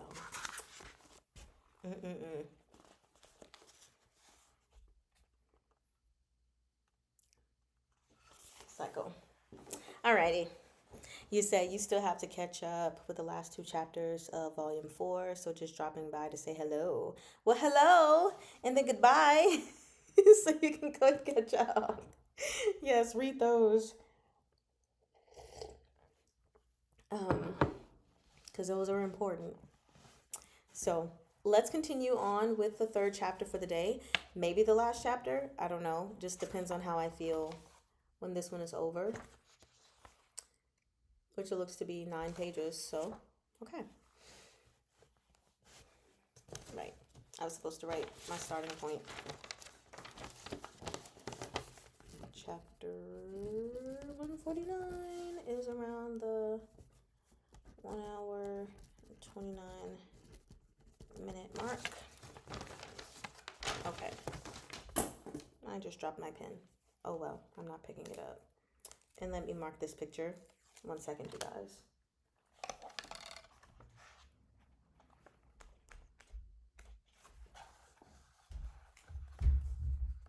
Oopsie, I hit the mic. Okay. Onward we go. Chapter 149. Third Lady Hua. It was dark in Chudu, and lanterns had been lit on both sides of the streets. Hua Xiangyi's carriage passed through the city gates and drove straight for the Pan Manor. She had told her attendants only that she'd be talking late in the night with Zhao Yue, then sent someone to the palace with the message that she would return later. Commandery Princess Zhao Yue's path to marriage had not been smooth. Her father, the Hulian Marquis, had initially set his mind on Yao Wenyu for her groom, then, after the Empress Dowager's intervention, turned his attention to Xiao Chuye. In the end, both prospects had fallen through. The Marquis had found this humiliating. Commandery Princess Zhao Yue was the lawful daughter of the Fei clan, yet she was no longer young. She had to be married without further delay. Around this time, it happened that Han Cheng came calling. The Hulian Marquis had leapt at his chance and betrothed her to a son of the Han clan. But this marriage, too, was doomed. His son, the young Marquis Fei Shi, was an idle loafer who was well aware that the young man from the Han clan was one too. In fact, he was even less competent than Han Cheng's younger brother, Han Jin. Fei Shi held him in contempt, finding him unworthy of his elder sister. He gathered some of his friends and made a scene in the pleasure quarter, scuttling any chances of reunion coming to fruition. Well, there goes that marriage. Dang, that sucks. Like 3 marriages in a row. The Hulian Marquis now found he couldn't control his own son. In desperation, he considered several options before handing. There we go. Now I can see better. In desperation, he considered several options before landing on Pan Lin's younger brother, Pan Yi, the second son of the Pan clan, born of the first concubine. The two families knew each other inside and out, and they were both members of the 8 great clans. Fei Shi carefully observed his potential brother-in-law for a time, and only after he was satisfied with the groom did Commandery Princess Zhao Yue finally marry. Right, that's a lot of marriages. Like him? Nope. Him? Nope. Him? Nope. Him? Yes. It's so sucky. Pan Yi was a refined and scholarly man who'd originally held the post of Director of the Bureau of Waterways and Irrigation under the Ministry of Works. After Pan Xiangjie survived the public ditches case and his son Pan Lin took over the disgraced Wei Huaigu's post in the Ministry of Revenue, Pan Yi was promoted and transferred back to the Pan clan's hometown to serve as commandant of the garrison in Dancheng. He was fond of reading and had deep respect for Yao Wenyu's talents, and thus had happily accompanied his wife to pay Yao Wenyu a visit. Though he still bore the title of vice minister, Pan Yi's elder brother Pan Lin was now fully overseeing the Ministry of Revenue. So much had happened in Chudu since the beginning of the year that the official document of appointment from the imperial court elevating him to minister still had yet to be issued. When Pan Lin came back from court, he found Pan Yi waiting at home for his wife to return. The two brothers were conversing in the front hall when an attendant emerged from the inner courtyard with a message. When he heard it, Pan Lin was taken aback. "The third lady wants to see me?" Hua Xiangyi was yet unmarried and was the Empress Dowager's favorite besides. The guards who accompanied her in and out of the palace were not to be underestimated. It was near impossible for men outside the family to get so much as a glimpse of her. Even their father, Pan Xiangjie, had to await a summons if he hoped to see her. Pan Lin had no idea why he'd been called, but he didn't dare dally. He hastily rose alongside Pan Yi as the two hurried over. The moment Pan Yi entered the courtyard, he saw his wife weeping under the eaves. Spotting a physician inside, Pan Lin started in shock, thinking Hua Xiangyi had been injured. He rushed forward at once. "Sister-in-law, what happened?" Commandery Princess Zhao Yue's eyes were red from crying. She clutched her handkerchief, but before she could get a word out, dissolved into sobs again. She covered her face and turned away as Pan Yi stepped forward to coax her, taking her hands. My dear, what's all this? From inside, they heard Hua Xiangyi's gentle tones. The vice minister and the commandant are both like elder brothers to me. There's no need to observe the formalities so scrupulously. Please come in and talk. Upon hearing Hua Xiangyi, Pan Lin was immediately relieved. She didn't sound injured. He hesitated a moment, exchanging a glance with his brother, then lifted the curtain and entered. A screen was set up inside, behind which Hua Xiangyi sat in the seat of honor, facing the door. Both men knelt and spoke in unison. These humble subjects pay their respects to the third lady.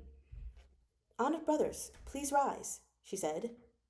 Through the beaded curtain on one side of the room, Pan Lin saw the physician kneeling at someone's side. Who's injured? After a moment of silence, Hua Xiangyi answered. The man lying inside is none other than the Grand Secretary's beloved pupil, Yao Wenyu. Yuan Zhuo? Pan Yi's first exclamation was one of delight, but his face fell the moment the name left his mouth. Good heavens! Was he hurt on Mount Bori? I heard the bridle paths on the mountain have been in poor shape for years. It's a perilous trip on rainy days. The commandery princess came to stand nearby and wiped her tears. My cousin wasn't hurt in an accident. He was attacked. She was so overwhelmed with sorrow she could hardly speak. His legs! What will become of him? Pan Lin's mind was racing. He currently stood at a critical juncture before a promotion. Once the official appointment was issued, he would only have to wait a few years for positive evaluations to make up for the impeachments he had received during the public ditches case.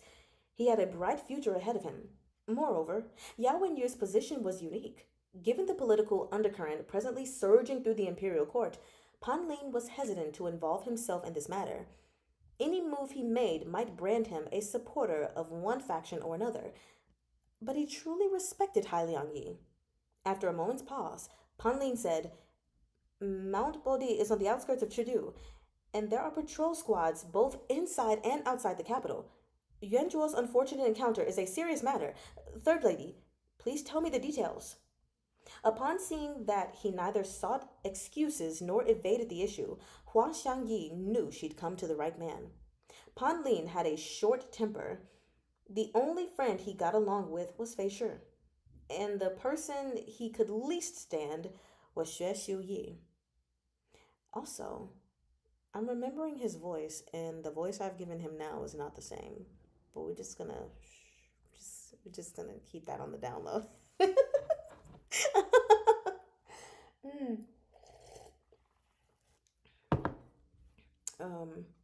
After the public ditches case, when Xiao Chuye hosted a banquet to celebrate the conferment of his noble title, Xue Xiuyi had humiliated Pan Lin in every possible way.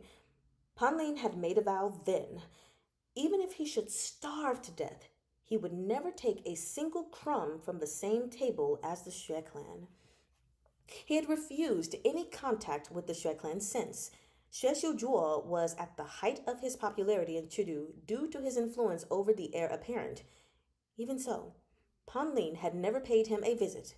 Xiao Chuye had helped the Pan clan out of their predicament during the public ditches case, saving Pan Xiangjie from dying as a scapegoat for Wei Huaigu. And unbeknownst to Pan Lin, the ditches diagram he had gifted Xiao Chuye in repayment had become the key that helped Xiao Tianya and the rest escape Chengdu. Even when Xiao Chuye had been besieged by Han Chang and accused of regicide, Pan Lin had been in no hurry to distance himself. While his father, Pan Xiangjie, was a fence-sitter who swayed whichever the wind blew, Pan Lin was worthy of the description upright. Hua Xiangyi recounted how they'd happened upon Yao Wenyu in hushed tones. Eventually, she said, Would the vice minister be willing to hear what I have to say on this matter? This humble subject is all ears, Pan Lin answered. Hua Xiangyi glanced over at the beaded curtain. This storm raging in Chengdu is far from over. The tragedy that befell Yuan Zhuo today is no coincidence. The vice minister knows the affairs of the imperial court better than me. The Grand Secretary's fatal remonstration will be remembered as Great Zhou's greatest regret. Yuanzhou is not merely the Grand Secretary's beloved pupil, but also the Yao clan's beloved son. His reputation may be in tatters after the Imperial College riots, but his talents and knowledge persist, as does the integrity of his character. His resolve will only grow stronger after this tribulation. There's no reason he can't turn things around in the future and lead the scholars of the land in reclaiming the glory of the Imperial College. Pan Lin was silent. Pan Lin was quiet. Just replacing words. After a long silence, Hua Xiangyi continued. After tonight, Yuan Zhuo must leave Chengdu as soon as possible. I'm about to be married far away in Qidong. So close to the wedding, it's difficult for me to move freely about the city. Even with my rank, I can't openly see him out of the capital. Rising to her feet, Hua Xiangyi slowly knelt in a formal bow to Pan Lin, a bent silhouette across the screen. Pan Lin paled. He strode forward and exclaimed, This won't do. Third lady, please rise. But Hua Xiangyi did not raise her head. Yuanzhou was blessed to have been taught by one wise teacher after another. I've read every one of his essays. At the moment, the heir apparent has been confirmed, but not yet crowned, and the Hanlin Academy sits empty.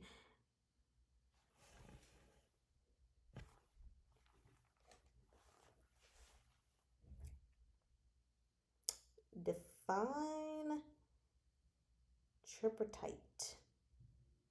Am I? Turn it up.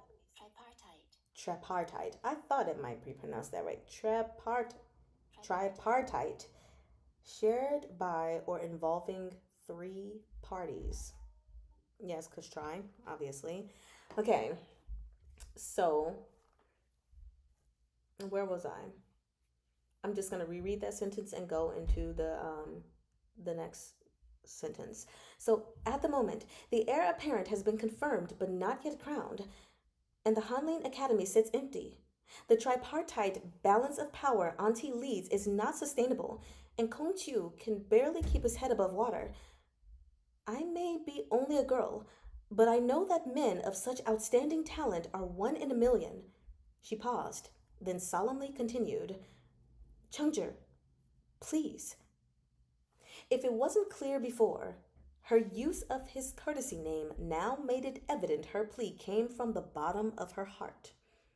Pan Lin couldn't help feeling ashamed upon seeing how far Hua Xiangyi was willing to go to save Yao Wenyu. Third lady, please rise. I also respect and cherish Yuan Zhuo's talents. Of course, helping him is the right thing to do. Tomorrow morning, Yuan Zhuo will follow my younger sister-in-law out of Chengdu and recuperate in Dancheng. After he recovers from his injuries, he can decide what he'd like to do. Remembering Hai Liang Yi, he went on, although the Grand Secretary didn't share our political views, I still esteemed him. How courageous and upstanding it was for a civil minister to remonstrate with his death, even if only for the sake of the Grand Secretary's memory. I'd be willing to lend a hand. The perpetrator of this violence must already know Yuan Zhuo escaped death today, Hua Xiangyi replied. To be safe, I'd like to ask the Vice Minister to think of a way to keep his departure secret. I have a solution for that already, Pan Lin assured her. It's getting late. I must return to the palace. Hua Xiangyi stood and let the maidservant support her as she crossed to the beaded curtain and gazed in at Yao Wenyu, his face pale as a sheet. In the end, she said nothing but simply took her leave. 2 hours after Hai Liangyi's departure, a corpse wrapped in a straw mat was carried through the back doors of the Pan Manor. The man who came to dig for news in the outer courtyard didn't get all the details, only that a beggar the commandery princess had taken pity on died of sickness in the middle of the night. The people sent to pursue Yao Wenyu, who had been crouching in wait for hours outside the manor, tailed the corpse all the way to the public burial grounds. After examining it, their leader found that the body was a match for Yao Wenyu's physique. Even the wounds on his legs were identical. There was some concern, Given that the face of the corpse was disfigured, however, he bore the same wounds on his lips as Yao Wenyu. Not daring to tarry, the leader withdrew with his men and returned to report the news. Whoa. Well, we're thankful for whoever handled all of that, getting the corpse to look like it was Yao Wenyu minus the face. The next day, Commandery Princess Zhao Yue and Pan Yi departed for Dancheng. The princess had very recently given birth to their child, and there were so many nannies and maidservants accompanying her that they traveled with almost 20 carriages. As for Pan Lin, he left as usual to attend morning court. He saw Kong Chu and Sun Yu standing nearby as he waited at the foot of the stairs, but, worried he was being watched, did not approach them. Nowadays, the heir apparent rose hours before dawn and attended classes at sunrise. The tutors the Grand Secretariat had arranged for her were hand-picked scholars and academians from the Hanlin Academy, and her classes did not conclude until midday. Meanwhile, the Empress Dowager continued holding court behind the screen. In practice, Li Jianting had merely switched from attending classes in the Xue manner to attending classes in the palace. As long as the Grand Secretariat didn't approve her ascension, she would continue to be a student. The Ministry of Rites had long been making preparations for the coronation, but with Kong Chu and the others delaying it, the grand ceremony now seemed impossibly far away. Xue Xiuzhuo still personally taught Li Jianting. While the girl lacked the authority to participate in the affairs of government, she had the right to attend court and listen. She slept very little. Well, that sucks. After her morning classes, she would take a short nap, then sit in on the Grand Secretariat Council led by Kong Chu and Xue Xiuzhuo in the afternoon. All matters pertaining to the 6 ministries were reported on in the Grand Secretariat. Li Jianqing rarely spoke up as they stood and deliberated over these matters of policy, but her attitude was always respectful. Whether for class or council, she always arrived before the ministers and waited deferentially under the eaves of Mingli Hall. Kong Chu and Sun Yu had initially disliked Li Jianting, but even they had to concede that the girl was sincere. Her desire to learn was far keener than Li Jianheng's had ever been. When court adjourned, Pan Lin boarded his carriage. As he prepared to lower the curtain, he spied Xue Xiuzhuo walking through the palace gates with a group of officials. The two men's eyes met for an instant. Pan Lin nodded calmly and managed a slight bow before letting down the curtain and speeding away. Qiao Tianya shut the window with a soft thud. Yao Wenyu woke instantly. It was as if he had only just stepped out of the rattling carriage. He felt stifled by the heat. He slid his weary gaze across the room and saw Qiao Tianya. "It's early yet," Qiao Tianya said. "You can sleep a little longer." "The events I dreamed of were not ones I'd like to look back on," Yao Wenyu responded, his expression unreadable. Qiao Tianya poured himself tea and took a sip. I was gonna say something. Okay.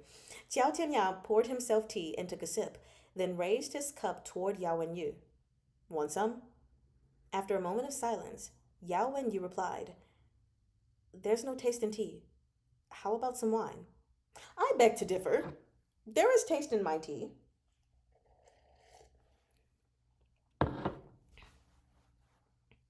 "You've yet to recover from your injuries. No wine." As Xiao Tianya spoke, he removed a flask of Shaojiu from his waist, shook it a few times, and twisted it open. "I'll drink for you. You can watch."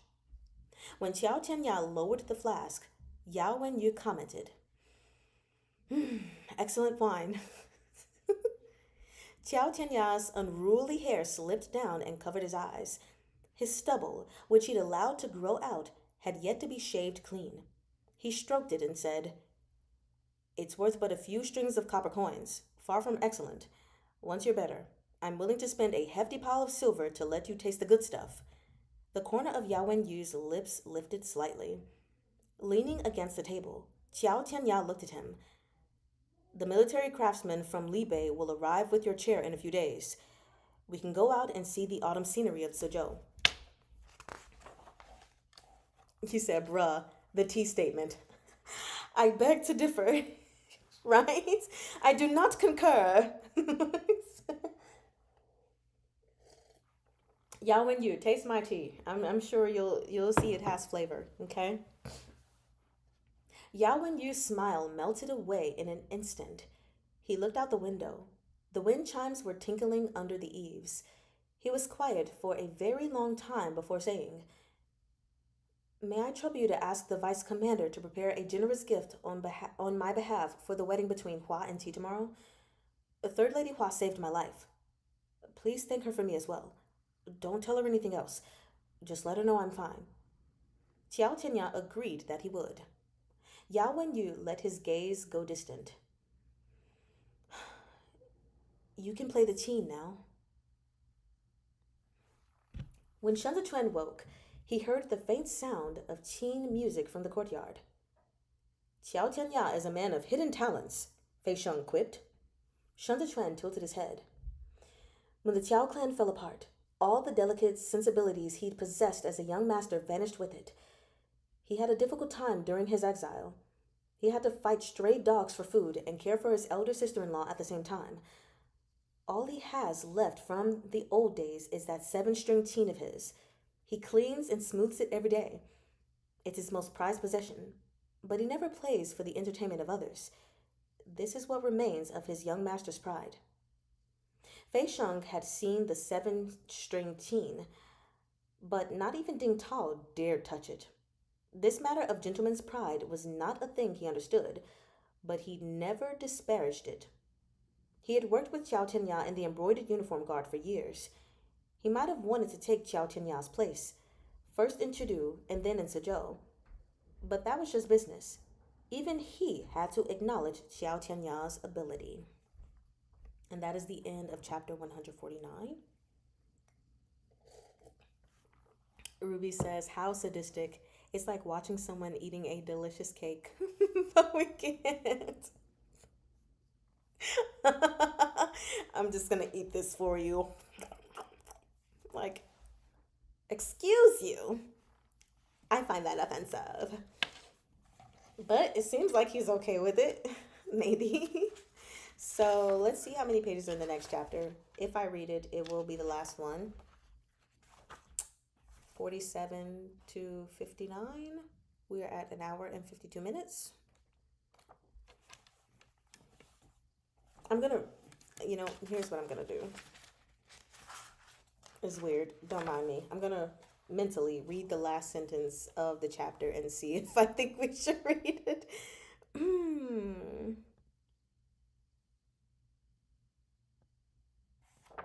Yeah. LOL, Mari Math. Welcome back. Yes, me trying to do my math because I'm like, I feel like I have the mental bandwidth to read one more chapter before taking a nap, but probably not taking a nap. I'm free. Flops.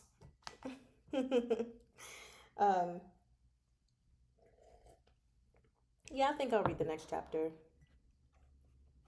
Do I have anything to say from this chapter? I'm glad that Third Lady Hua showed up. She seems like a respectable person.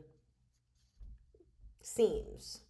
I don't trust her just yet, but she seems like a respectable person. That's all I can say.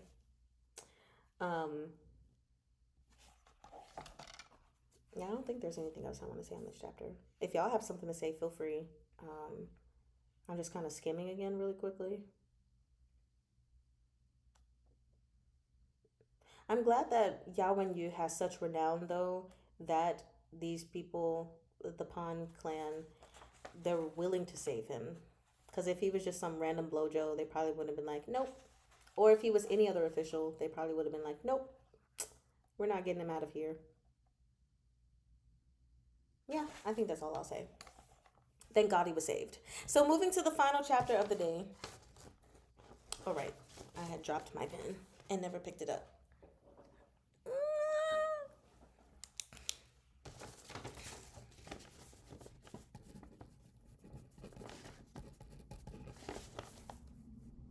1 hour and 55 minutes is what I'll say. Okay.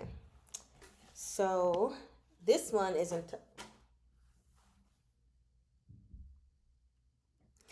Drop my pen, pick it back up, drop my sticky notes.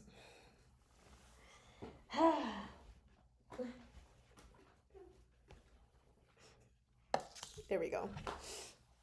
Now, final chapter of the day.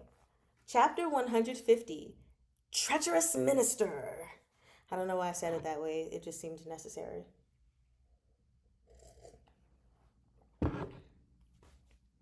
The death of the Qiantun Emperor was still very recent. Yes, thank you for the reminder. According to custom, the marriage between Hua and Qi ought to have been postponed while the nation mourned. But since Xiao Chuya had rebelled and fled Chudu, Chudu had favors to ask of Qidong. The Empress Dowager and Grand Secretariat deliberated at length before eventually deciding Hua Xiangyi might be married in the 7th month, only slightly too soon for propriety. The Empress Dowager spared no expense for the nuptials. The dowry she prepared, packed into endless wagons and carriages, stretched far longer than the typical 10 li. The Ministry of Rites made all the arrangements in accordance with the wedding protocols for a princess. Han Chung himself led the extensive ceremonial guard that sent her off, and the number of nurses and maidservants in her retinue was too many to count. Hua Xiangyi boarded the carriage. Just as it was about to depart, the Empress Dowager took one stumbling step after it, wishing to call out to her. But even now she was mindful of her dignity. She merely held onto Auntie Liu Xiang's arm and murmured as the eastern pearls in her ears swayed. My darling.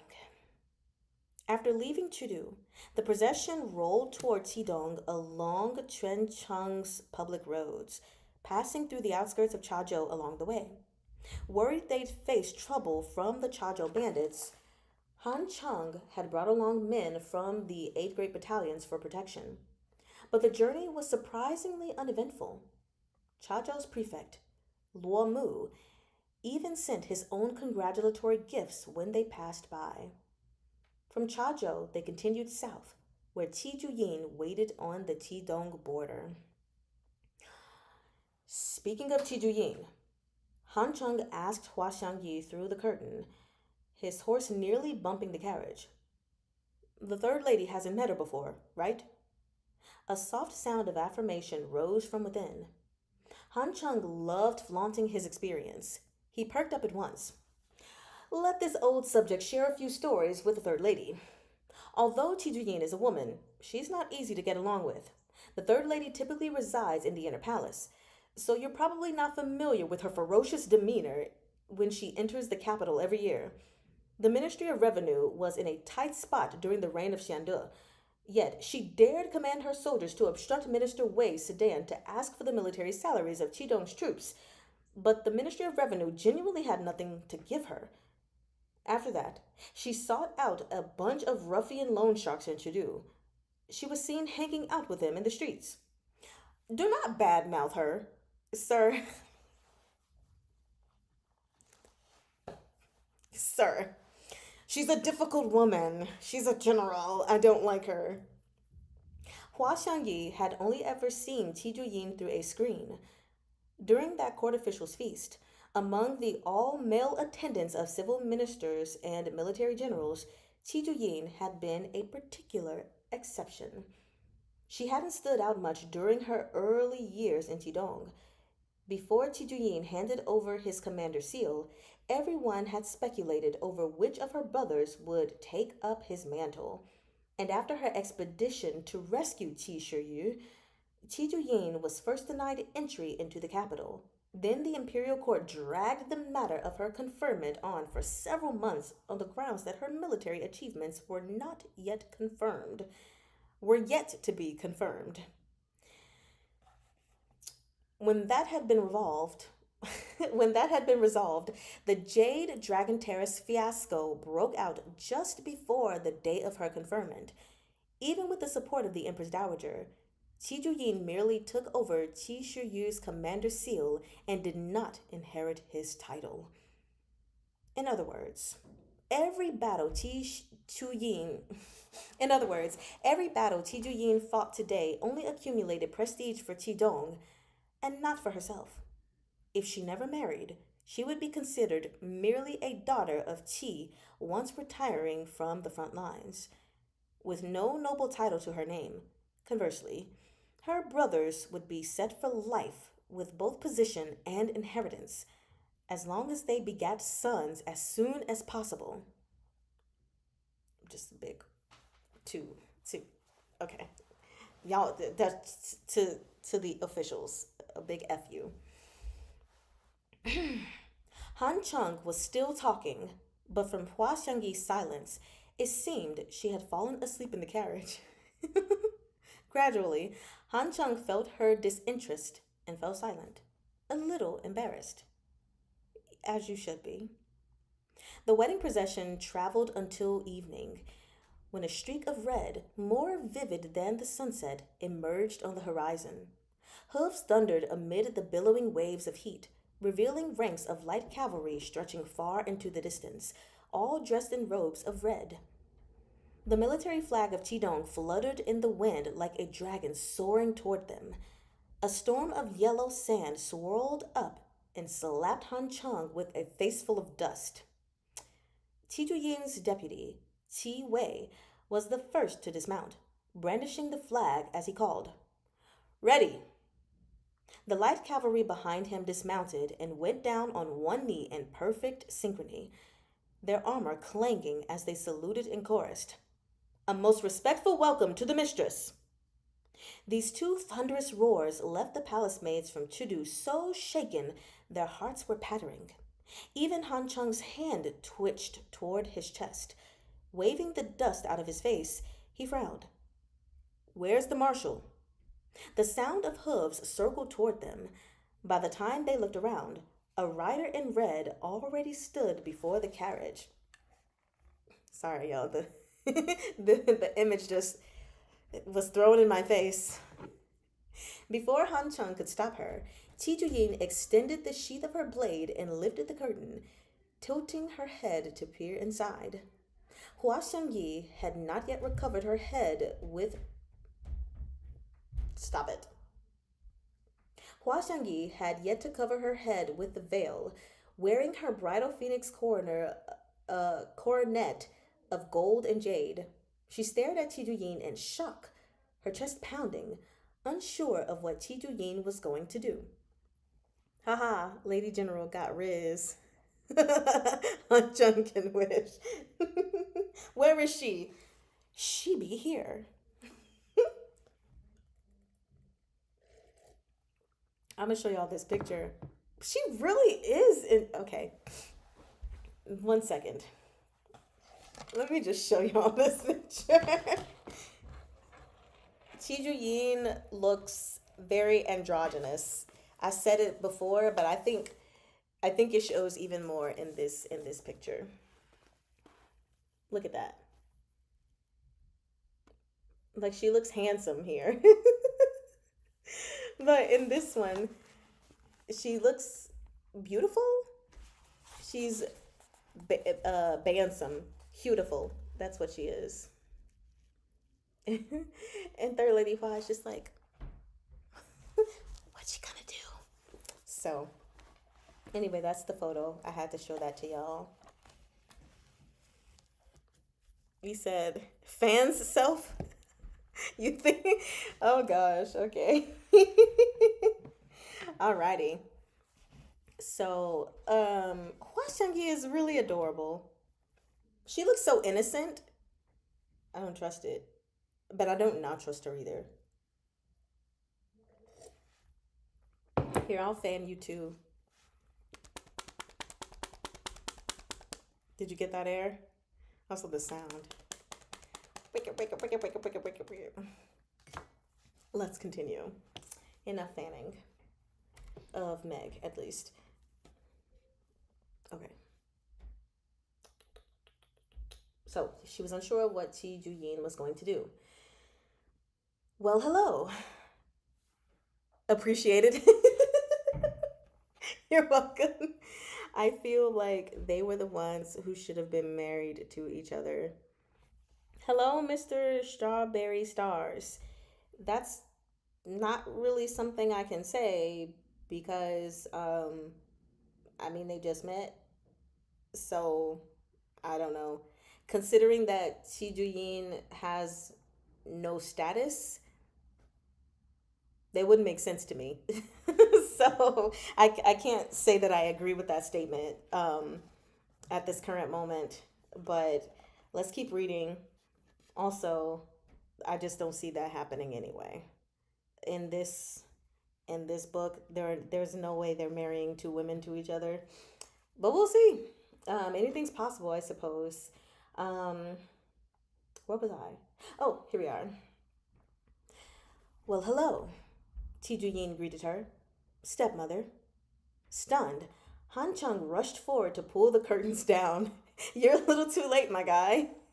But yeah, I think in setting it's clear that if she were a male, they'd marry long ago. Absolutely. If she was a guy, they definitely would have been like, I mean, because he would have had status. Number one, he would have been he she would have inherited her father's position, not just his little token or seal or whatever. So yeah, that would have right straight away would have been like boom, marry this general.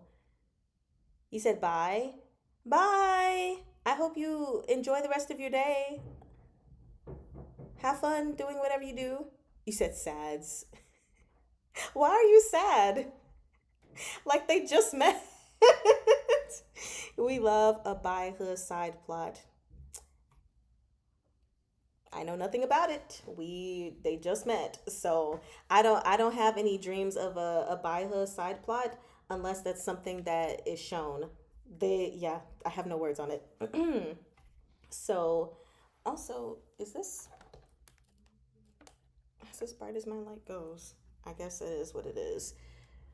But yeah, I've never read Bai He. I've also never read any Danmei with the Bai He side plot. So if that's something that happens in here, cool. But I've never experienced it before, so it'll be interesting. You're over here already shipping it, LMAO. Were you shipping it before you saw their pictures? Like, were you shipping it just knowing that she had to go over there in the first place, or did you just start shipping it because you saw their pictures? I'm just curious. You said two women in a Danmei, Mari Chan.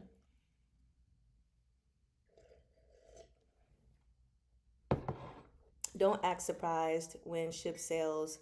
Moment they locked eyes. We'll see. I will say, I have heard rumors of it was a ship. That's what I think.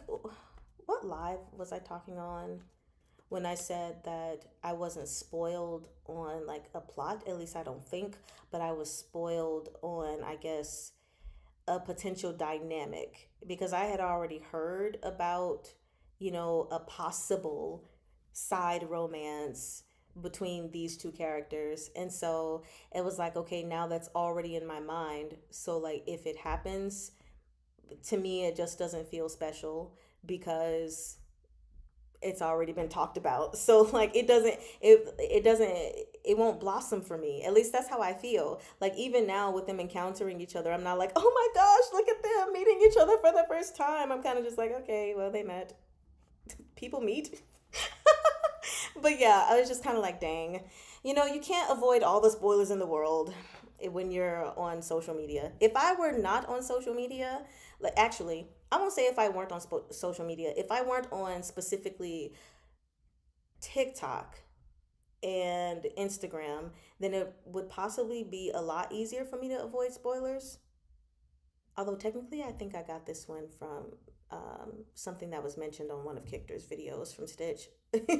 But yeah, certain things, whether they're like plot spoilers or dynamic spoilers, whatever you want to call it, or just moments, they're just unavoidable So, yeah, I think it kind of dampened it for me a little bit, but we'll see. Um, you said shipping because two powerful ladies in a danmei. Hmm. So you're just shipping it just because they're powerful? Is that what you're saying? The curtain hilt lift smote many, smote you. Ships be shipping absolutely separate from plot, lol. It was the initial zing. Okay. And the picture. Okay, so both of them. Okay. Cookie! Which one? I must know. Oh, if it was oh, I'm sorry, I missed Cookie's comment. I read one dame which had a by her side couple. Oh, which one? Because I have not read any that had like a, at least I don't think so. I'm trying to go through my memories really quickly. I don't think so. See, I want to know. I want to know. Also, I'm almost out of drink, so this will have to be my last chapter. I mean, I can go get more, but I mean, it's 4 chapters anyway. We're just waiting for Cookie to answer our question. Well, me and Megan are.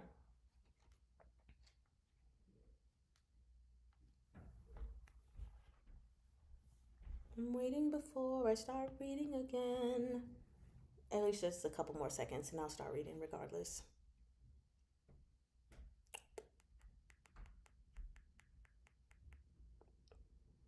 Okay, I'm start reading.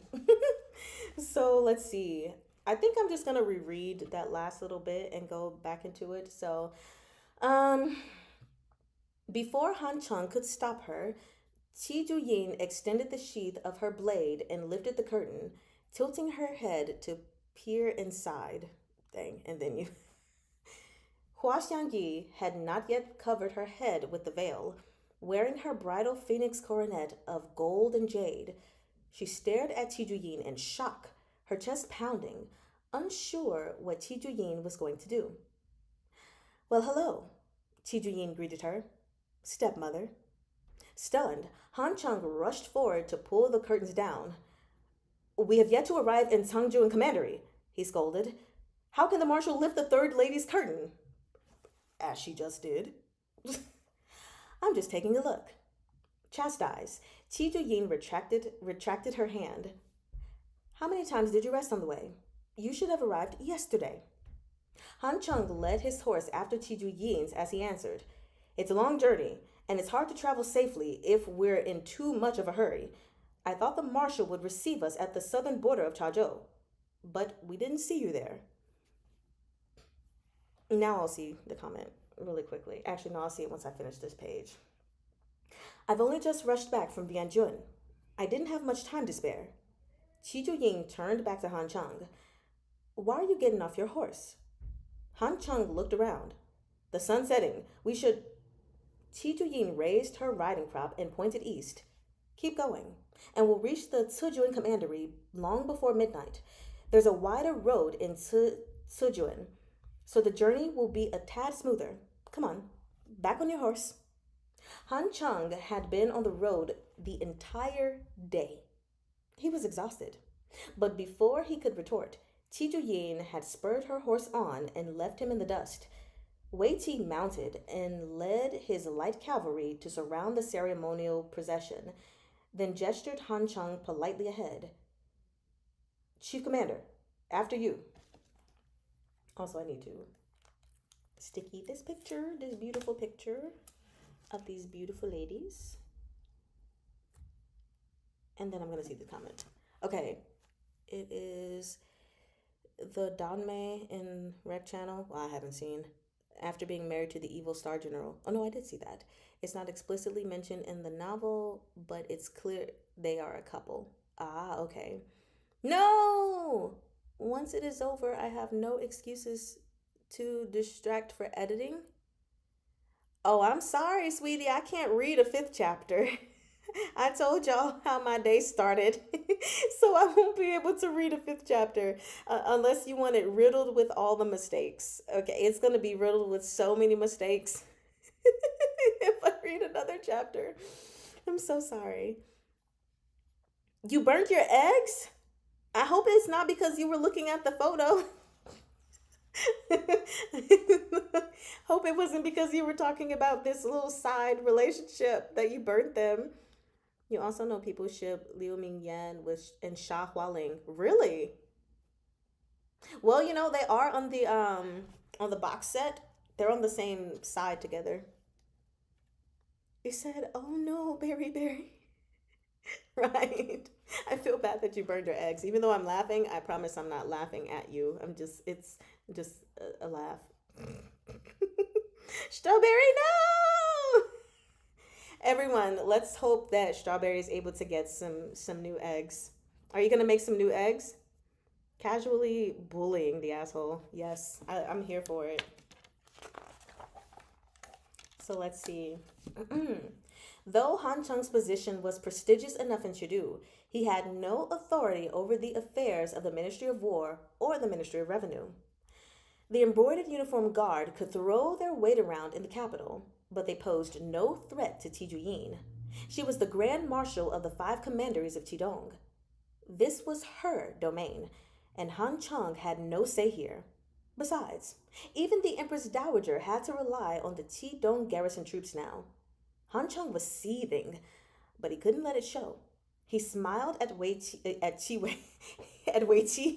He smiled at Chi Wei, then hauled himself back on his horse to continue their journey. Yeah, yeah. Ships have nothing to do with bases for a ship. Mari Chan. Hmm? I don't know what you're talking about. Did I make a statement that made it seem I thought a certain thing? Also, if you guys like the couple dynamic and da da da da, I do. Oh, okay. I might check that out. I don't know when, but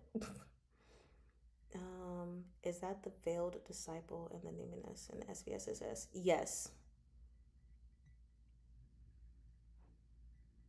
But yeah, I don't know what I said. NFS. I know people ship people who didn't even interact at all. So I'm not saying at all there was anything wrong with anyone shipping the two of them. I'm just saying for me personally why I'm not shipping them. Um, because I have my basis. Anyway, where was I? Yes. What did I say? I don't know what I said. But just so it's oh. Well, you put my name, so I thought you were talking to me. If I ask a question and it's answered, I'm assuming y'all are talking to me. If you put my name, I'm gonna assume you're talking to me. People telling you about ships isn't necessarily a spoiler. Yes, oh yes. That's why I said it's not really a spoiler for real, but kind of maybe potentially a dynamic spoiler. Like if there is some kind of dynamic that these two ladies have together, it's one of those things that I'm already thinking about because of what people have said versus like reading it for myself and being like, is there something going on between the general and this third lady? Why? So, like I said, it's not something that I would be like, oh my gosh, how dare you for spoiling me? But just it's kind of like something it could still unfold nicely, but yeah. So yeah, not calling it an outright spoiler, but just kind of one of those. Well, it's not. It doesn't unfold naturally for me because I'm already knowing like, okay, clearly it's gonna be something possibly. Unless it's just people shipping to people that literally have no chemistry and no interaction, because that does happen. But I doubt that's the case in this. I highly doubt that's the case. I feel like there is a reason for their shipping.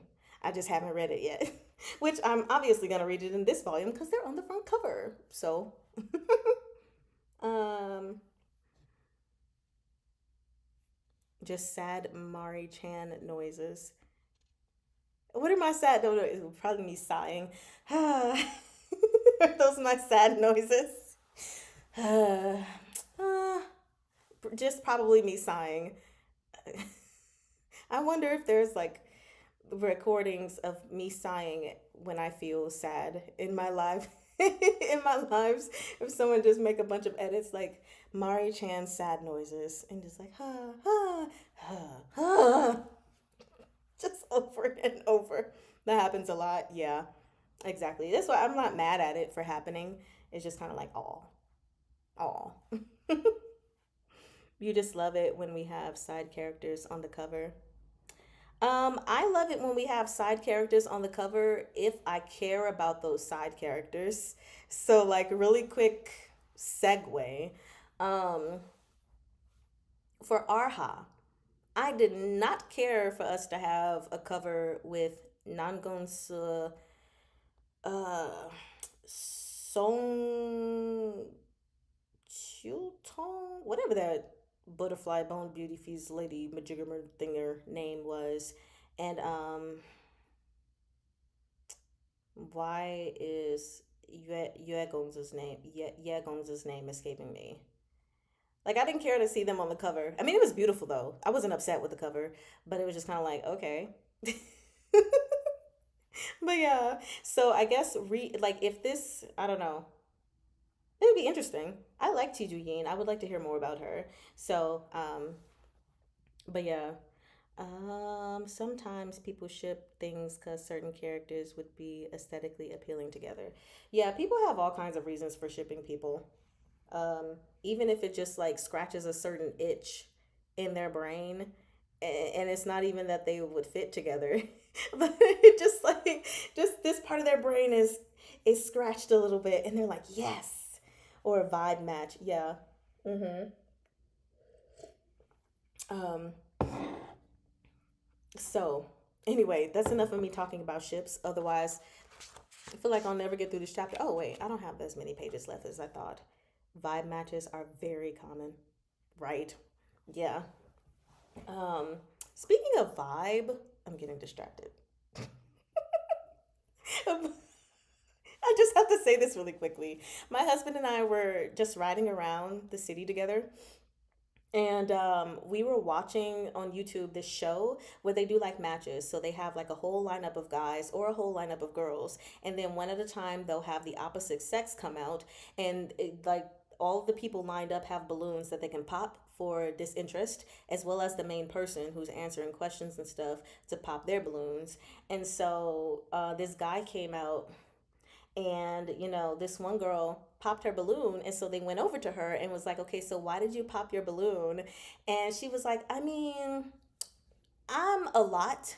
I'm just as a person, I'm very energetic, and I just am a lot. And he's not matching that energy. You seem very like laid back and everything, and I just need someone who can match my energy. And I was I was being silly, but I was like, okay, this girl clearly doesn't read books. Because that is like the biggest trope ever, to have the really cool and aloof person who's just very laid back or very strict or something, and then they have like this person, this goofball, and it's such a major trope because it is so real. Like, not like books aren't always grabbing at straws from imagination. This is a real thing in real life where opposites attract.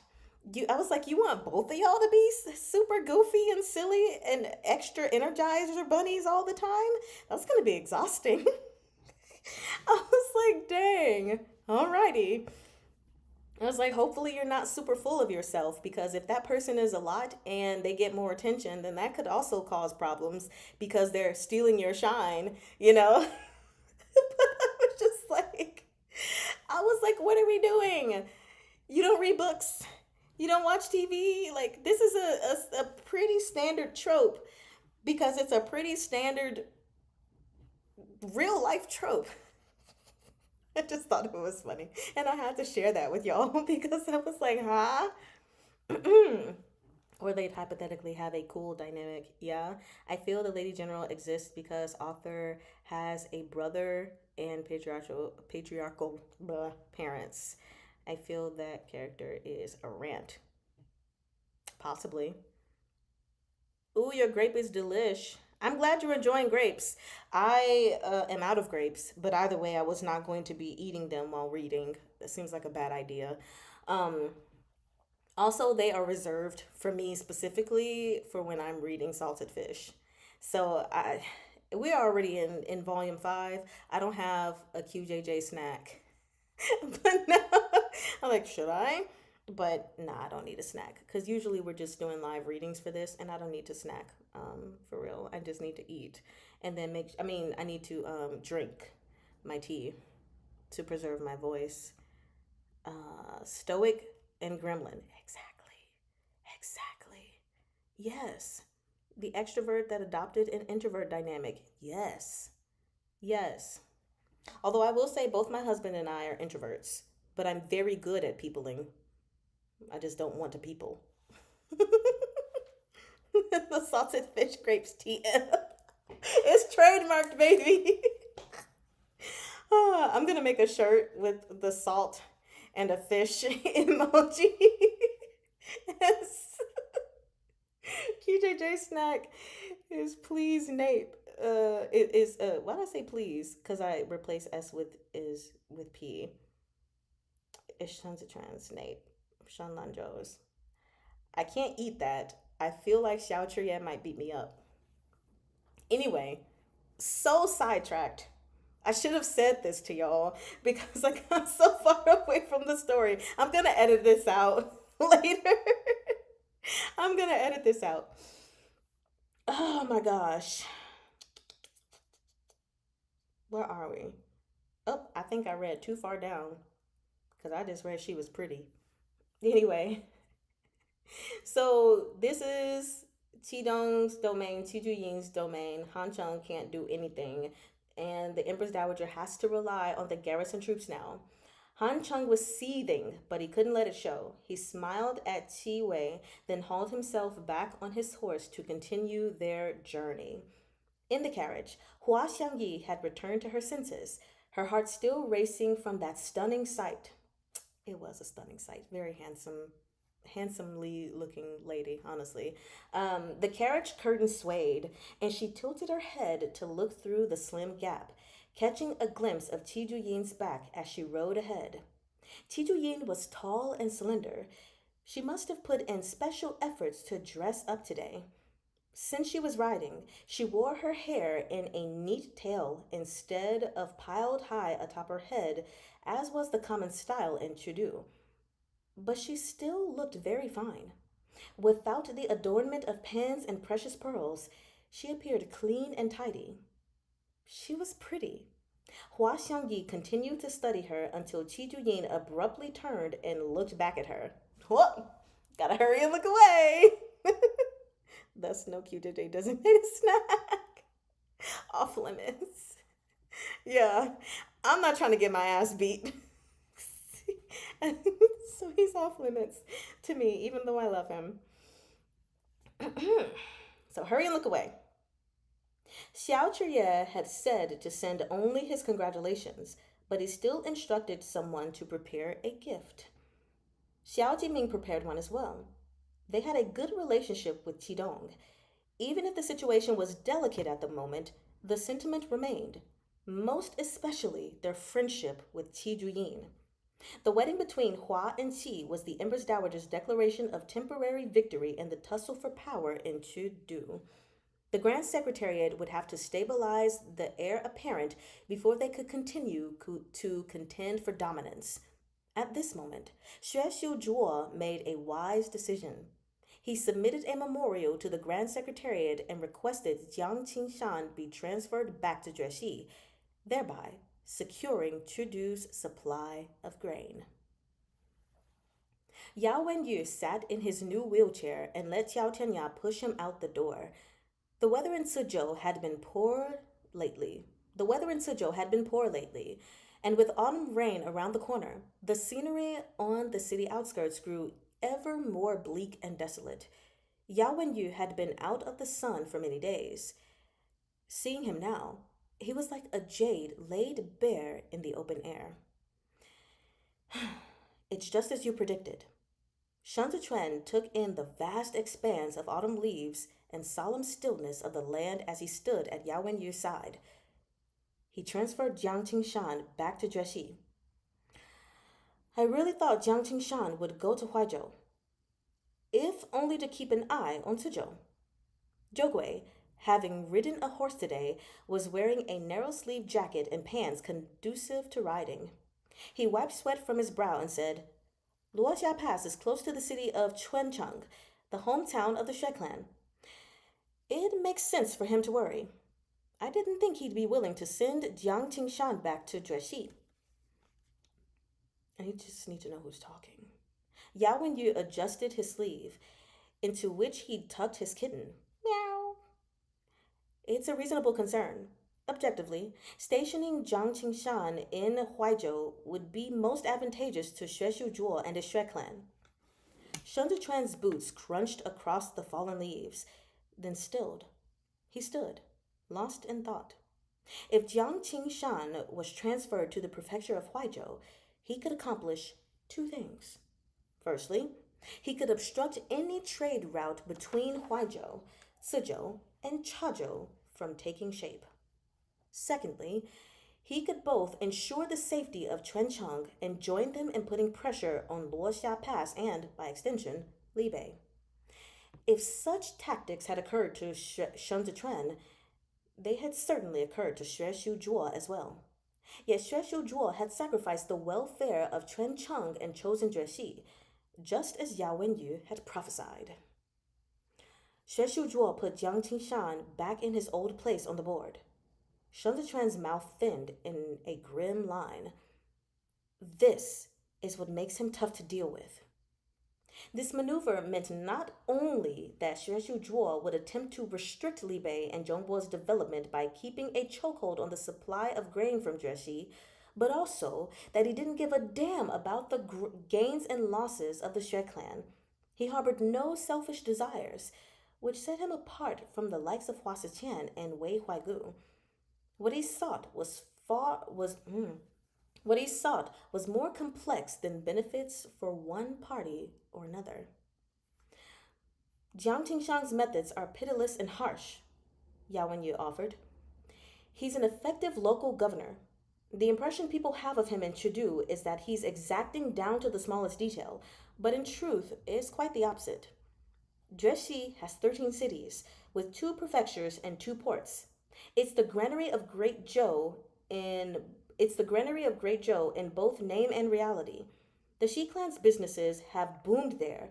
Even the waterways of the Hua clan and Dicheng pass through Jueshi. If the vice commander had been to Jueshi before, you'd understand that Jueshi's prosperity did not happen by chance. Yao Wenyu stroked his cat. Jiang Qingshan is an extraordinarily broad-minded individual who puts people to use regardless of family status or social standing. He never shirks his responsibility regarding major matters of governance, but he knows not to waste his time on minor issues. He never lets go of what he ought to hold fast to, and he never misjudges what he should let slip through his fingers. With a provincial administration commissioner like him, it's not surprising Jueshi got back to its feet as swiftly as it did after the disaster in the Xiandu years. This is who Jiang Qingshan is. He considers Xueshu Zhuo a lifelong friend because they share the same political views and ambitions. Zhou Gui nodded. I've long heard tell of the political achievements of these two. When the Grand Secretary promoted Xueshu Zhuo to the Court of Judicial Review after Hua Siqian's coup, no one in the imperial court opposed it. The vice commander has read Xueshu Zhuo's essays on contemporary politics, Yao Wenyu said. Does my lord remember the Grand Mentor's wish? Shen Zhiquan knew this by heart. He had inherited Qi Huilian's knowledge and understood precisely what his teacher had hoped to accomplish back then. After a moment of silence, he said, to register every household of Great Zhou uniformly under the throne, to map and justly administer every acre of farmland, to consolidate taxes for the ease of the people, and to achieve a balance of treasury to serve the nation. Yao Wenyu looked out at the mountains in the distance. That is exactly what Xueshu Zhuo wishes to accomplish as well. In this, he and my teacher were both striving to the same end. Teacher had the support of Kongqiu, Yu, and the officials of common households, while Xuexiu Zhuo has the support of the industrious pragmatists, pragmatists with Jiang Jingshan at the helm. I feel like I butchered that. I'm not reading it again. While Xuexiu Zhuo has the support of the industrious pragmatists with Jiang Qingshan at the helm, he is not without supporters. But the question was, could anyone in the current Zhou Empire truly achieve such a thing? Even the yellow register system was something that had taken Qi Huilian many years to implement across the empire. Why had the Eastern Palace been framed for rebellion? Because the next step after the full scale implementation of this census was the survey of farmlands. Misappropriation of commoners' fields was rampant in the 8 cities of Chudu. If such a policy was implemented, the noble clans would not only have to return the commoners' fields and accept their punishment according to the law, they would have to belatedly pay the land and field taxes they owed. Eliminating the crown prince was the surest way to prevent this. Oh, so in order to avoid the consequences of their actions, yes, kill the crown prince so that he does not hold them accountable. Okay, let me see some comments here. Or just Atuo's aesthetic in general. Oh, I didn't miss anything. Okay. Similarly, Ha Liangyi had taught Li Jianheng the way he did in hopes of treating the problem at its source, cutting down to the bone to scrape away the infection. He had wanted Li Jianheng to keep a tight hold over the Grand Secretariat and wield his authority to overhaul the system from the top down. For this, he was willing to charge headfirst into the fray on Li Jianheng's behalf. But Li Jianheng simply couldn't do it. Xuexiu Zhuo had recognized this far earlier than Hai Liangyi. What?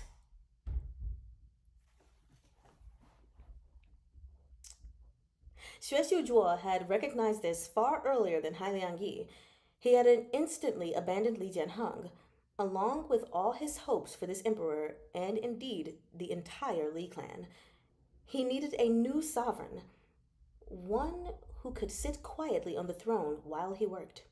This new emperor must not interfere with the Grand Secretariat, nor vacillate between sides in the struggle between the noble clans and common households. More importantly, this emperor could not be partial toward the frontier powers with all their military might merely for the sake of some brotherly sentiment. And so, he had found Li Jianting.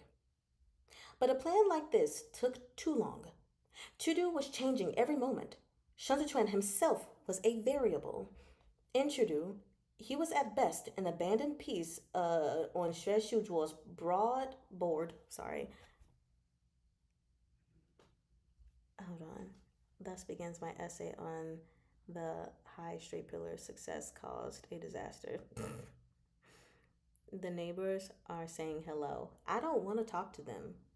They don't need to greet me in such a way. It must have been it must have cameo by now. No, it is not a must have. They can go away. Leave me be. Now I gotta where was I? Shen Lichuan himself was a variable.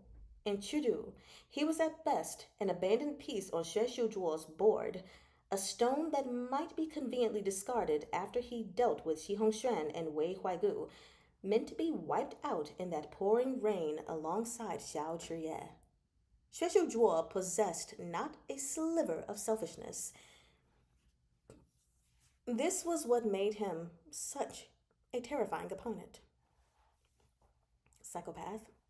For instance, Xue Xiuyi, for real, literally, it never fails. This is why I say I wish I had like live sessions earlier in the day during the week because it's not happening early in the day, Monday through Friday.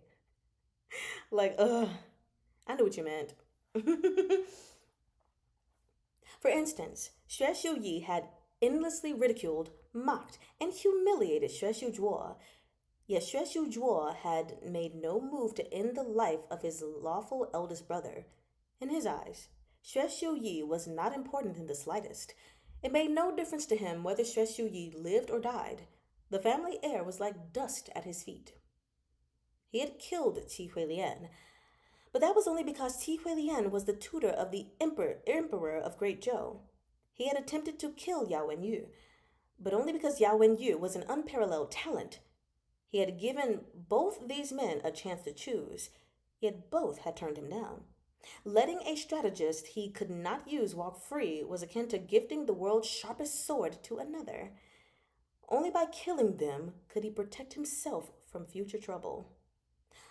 Above the forest, a solitary wild swan goose soared across the horizon. Frost and fog gradually Frost and fog gradually blanketed the landscape. It was growing chillier by the day. Xiao Chenya casually covered Yao Wenyu with a thick coat. Maybe they want to sleep and Mari Chen be all reading ASMR. Well, I'm not reading loud enough for them to hear me, so they could. I, mm-mm, mm-mm, mm-mm. Also, nah, I'll save it. Shen Zichuan tapped his folding fan against his palm, his gaze tracking the goose across the sky on its southward migration. When Xue Xiuzhuo was teaching the heir apparent in his manner, he likely didn't expect Great Zhou would suffer such a collapse within a mere few years. Not even the greatest genius can account for every single factor or come up with an entirely foolproof strategy. The incident with the military provisions that forced Lu Guangbai to desert was an unexpected variable. Because they lost Lu Guangbai, Qidong missed their opportunity to hunt down Se'an, and instead of delivering the fatal blow, Chuju released a tiger back to its mountain. No one could predict the twists and turns of fate, be it Lu Guangbai, Shen Zichuan, Xiao Chiye, Yao Wenyu, or any other nameless face. Heaven tasked each person with their own challenges. In staggering back to their feet after calamity, those who had once been trapped by their circumstances cast off their shackles. In turbulent times, the order of the world became tenuous. Anyone could fight for a share of the spoils. If there were those who clung to the broken fragments of ruins, then there would also be those who brandished their weapons to break through the confining walls. This was the era of corrupt ministers and scheming traitors. The fog grew thicker, and rain began to fall. Fei Sheng opened an umbrella and held it over Shen Zichuan. Not long after, they made their way back. Autumn had finally arrived in Suzhou. The wind gusted through the sleeves of Shen Zichuan's robes, nearly snatching away his blue handkerchief. Don't you dare. As Shen Zichuan grasped for it, falling leaves danced across the sky and brushed the tips of his fingers. That was a little high from Xiao Chiye. That's really what that was. Withered yellow leaves danced upward in the wind, where the rain pelted them back to scuttle at Xiao Chiye's feet. Gujin reined his horse Hen? Gujin reined his horse in, waving a small flag as he shouted, "Master, the bridle path ahead has collapsed. We're trapped." As Xiao Chiye mounted Snowcrest, Wu Ziyu spurred his horse forward from behind and raised his voice to be heard through the rain. "Zhao Hui's troops have yet to arrive, and Tudalung Banner is 10 li from here. Hassan's cavalry is nearby. The grain wagons are too heavy." Tan Tai Hu wiped rainwater from his face. "Unless we abandon the provisions and take a detour, Hassan's cavalry is bound to find us tonight." "The front lines need these supplies," Chen Yang said. "If these provisions fall into Hassan's hands, the prince is going to have a rough go of it." Chen Yang tugged at the reins, his nose and cheeks red from the cold. "We can stay here, but Master has to go." They had received orders a few days ago to take a roundabout route from the homeland up to the north, taking the road past base camp first to provide supplies to Zhao Hui, then continuing on toward the front lines to replenish Xiao Fengshu's supplies. They'd been told Zhao Hui's 3 great battalions would receive them when they arrived at base camp, but Zhao Hui had not appeared. Meng couldn't carry out reconnaissance in the rainstorm. Without him, it was as though Xiao Chuye had been blindfolded. Xiao Chuye's eyes were unnaturally calm as he let the raindrops trickle down his cheeks. Turn around, he commanded. We're going to Tudalung Banner. And that is a great stopping point. I've missed some comments. Thus, one needs both strategy and tactics. Nobody could predict Xiao Chuye hard on in the creek. Why? I listened to the audio drama of that part of that scene and I was just like, oh, rain and QJJ gasps in dramatic Espanol. Honestly, like, it's always raining. No wonder the rice is moldy. Also, this would be a great spot to pause. Oh, LOL. I literally just said this is a great spot to end before reading your comments. Yeah, this is where I'm pausing anyway because I can't read a 5th chapter. So, yeah, this is where we are stopping for today, y'all.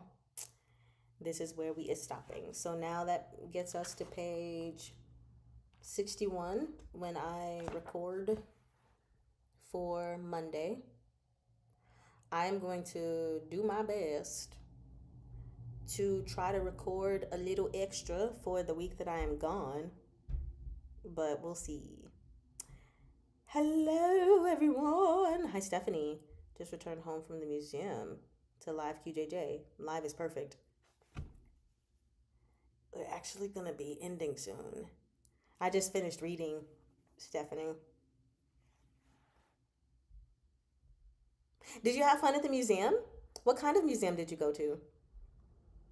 TT edits, here I come. Yeah, if it makes you feel better, I'm not excited about my edits either. I mean, I can't do them till tomorrow because since now I'm streaming through OBS, it takes so long for the video be ready for me to download, to like make sure I get this up on Patreon for the MP3, but also just to have an edited version on YouTube so no one has to listen to all of the stops in random moments in the live session if they don't want to. But yeah, I have to edit. I don't like editing. I like what I do enough to keep editing though. So also, I ain't even gonna lie, I edit in like 2.0 speed and just listen to the whole thing. So like this is a little bit over 2.5 hours. So, an hour and 15 to 30 minutes. Well, it takes longer than that for me to, edit. But when I listen to it in 2 times the speed, it helps me to catch things faster, hurry up and get them out. And then I go over the whole track and then put it back at normal speed. Ooh. Well, I don't know what that is, but a 19th century French painter. That sounds cool. Why didn't you bring me along? I'm just kidding. I'm not even in Vienna. The goal is for my husband and I to travel to Italy this year. I'm really hoping we'll actually be able to do it, but I'm just like, ugh, so many expected slash unexpected bills to pay from all of my physical ailments of last year are kind of, I'm like, are these putting a dent in my plans? I wanted to go on 2 vacations this year and now I'm not even sure about one. Because I'm like, the money I'm supposed to be saving each month for that is instead going to another thingy. But anyway, I can't wait to go to Italy. I hear it's so nice. Fancy. Yeah. And then I'm also trying to think of like where I would go in Italy, but I guess that depends on what my timeshare allows, the location. All right. So that is all for today. Um, oh no, that's sticky. Okay, I'll just have to remember. I don't have any bookmarks in here. We're just gonna go with you. Let me pull you out of Thrice Married to a Salted Fish since I finished reading it, and then put you here. Hold on. I have so much junk around me. Like, I don't know what to do with my life. Oops, sorry, I hit my thingy. Uh, oh, oh my gosh. But anyway, since we've gotten to volume cover number 5, because volume 4 was my favorite, I need to look now to see if I like volume 5 better or if I still like volume 4. I think there's a part of me that wants to say volume 5 just because of the voluminous red.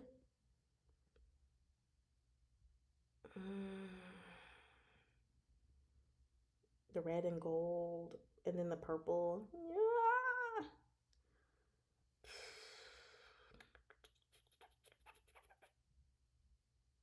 That's a hard one. But I think I'm gonna stick with volume 4 as my favorite color. Color? Cover. Yeah. I'm gonna stick with that for now. And I have too many books in here. I got volume 5, volume 4, salted fish. This Eric Linnaeus. Everybody's everywhere. I don't know what's happening. So, anyway, let me look at these comments. Oh, and I can get lots of pictures. You've been on a college trip. That's nice. I have only traveled out of the country once, and I kind of don't count it because we didn't get to experience anything. It literally was like 2 hours. When my husband and I went on a cruise, um, the year before last, we were going to the Bahamas. It was like a 4 day, 3 night cruise, and it was only 2 hours in the Bahamas, and all of the excursions were canceled due to the weather. So we spent 2 hours just roaming around, and then we were like, okay, let's get back on the boat. I was like, this sucks for, for my first experience out of the United States of America. I was just like, okay. So hopefully we can do Italy. Um, ooh, that was kind of a. Italy is great. My vacation this year is Venice. Oh, so you've been there more than once? I need to read these comments. LOL, me living across from it is normal. Kind of average.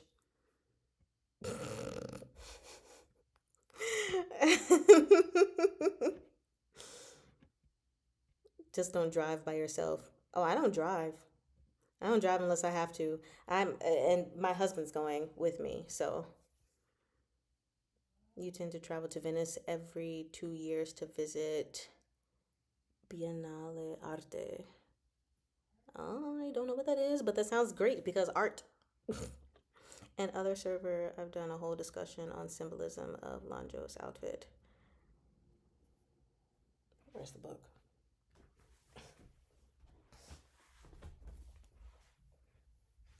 Hmm.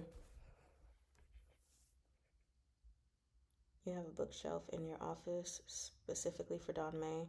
So I have a bookshelf in my bedroom specifically for Seven Seas Don May. Then I have a nightstand that has bookshelving on it, which is also for Seven Seas Don May. Then in my living room, I have a bookshelf that is specifically for like non-specific things. Such my children's books, for my godson and niece and nephew, CDs of classical music or something, and just a whole bunch of random dandoms. And then two more bookshelves One of them is filled mostly with like spiritual books, the majority of them not mine, but like the top row is filled with all different kinds of Bibles, um, and then spiritual books, and then the bottom shelf is all books non-danmei that I own, um, but still fiction or some memoirs. And then the other bookshelf I have is still for danmei, but for all non-seven seas danmei. And then there are like three books that I bound myself that are on the bottom. So, yeah. But yeah, my most prized bookshelf is the one in my bedroom that is specifically for my seven C's things. Speaking of, I actually just removed six books from my bookshelf, and I guess I'm just gonna put them in one of those library boxes. Um, my six volumes of case pile. I mean, I might as well. My case file compendium volumes one through six. I'm just gonna put them in a random thingy, I guess, because I don't want them. Um, like I just have no interest in reading them. After the first book, I was just like, no, I don't care to read the next book to see if I may like it. I just don't like it. Uh, uh, uh, International waters, you've felt up the world. You know the saying. Mm. Yeah, I just want to travel so bad, like in America and outside of America, which, like last year was my first time going to the Grand Canyon, which still feels surreal. So I want to go back because my eyes were like, am I seeing what I'm seeing for real or is this fake? Like, there's no way the earth is this beautiful. I mean, I know it is, but my brain was just like, huh? So I want to go back. I really want to go to China, which at this rate, I don't know. But I also want to go to Spain, Italy, mm, South Korea, Japan. I mean, I want to go everywhere, but just naming like my top places. I also want to go to, shoot, I have a list of the places I want to go. I can't remember what was the specific place in Thailand uh, my student had told me to go to. It started with a D, I think. I don't remember. Giggles, IKEA et al. Should give cuts to seven C's, honestly, at this point. The funny thing is, all of my bookshelves were bought off Amazon. Mm. But next time I do want to buy an IKEA bookshelf. Does anybody in the community want them? Maybe. I already posted it in the community. I had said if you wanted it, I would just, do like $10 a book.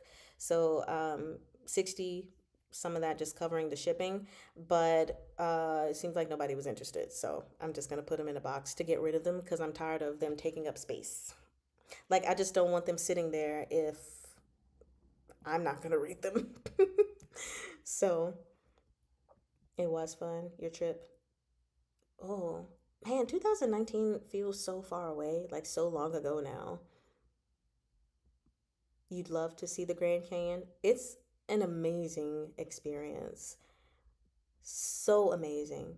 And the pictures, they just don't do justice. They don't do justice at all. You have a whole bucket list of places. Yes, I have a literal list.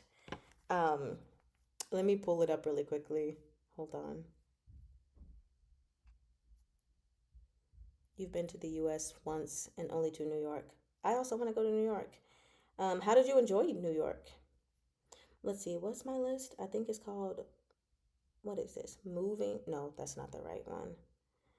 Money I Want, moderator list, recipes, TikTok book reviews, Anti Daily Management, Mary White, Don Mayfield, publishing companies, book camp retention. Is it not on this name? Hold on. Ah, places I want to visit. Ah, no, it was Vietnam. I was told by one of my students when I was teaching English to go to, at least I think, Dalat. I hope I said that right. But anyway, Dalat. I also really, really want to go to Ireland and the United Kingdom.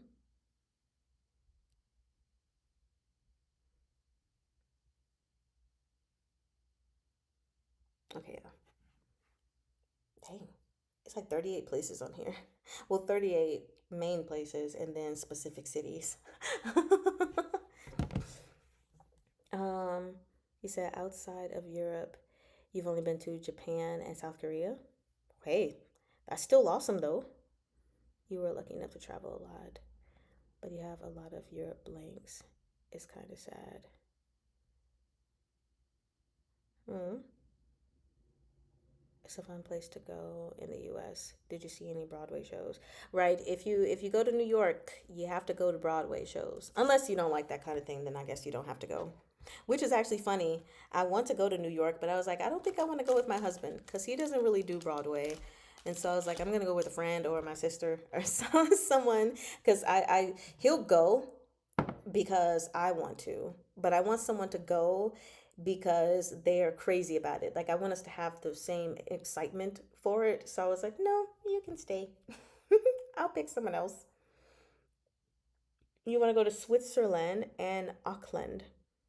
Never heard of the second one, but yes to Switzerland. West End is closer. Crap, I missed something. No Broadway. You went to the metro. Yes, I also want to go to the museums and take lots of photos.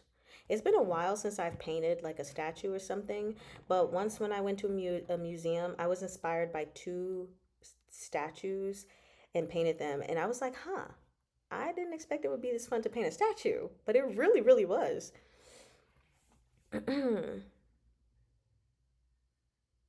Go partner. Death Note has a musical? Honestly, I've never even watched Death Note, but to hear that it has a musical, it's like, whoa.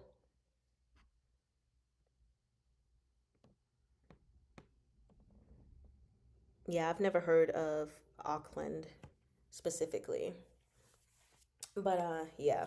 So first stop, Italy. Next stop, New York.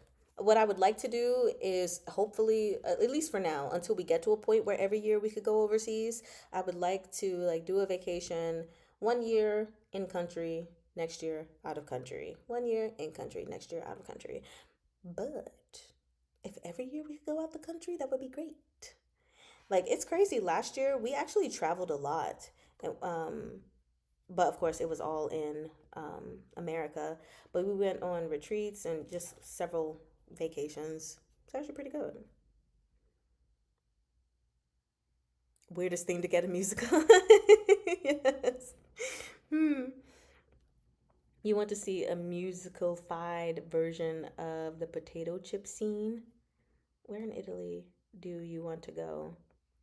Honestly, I don't know.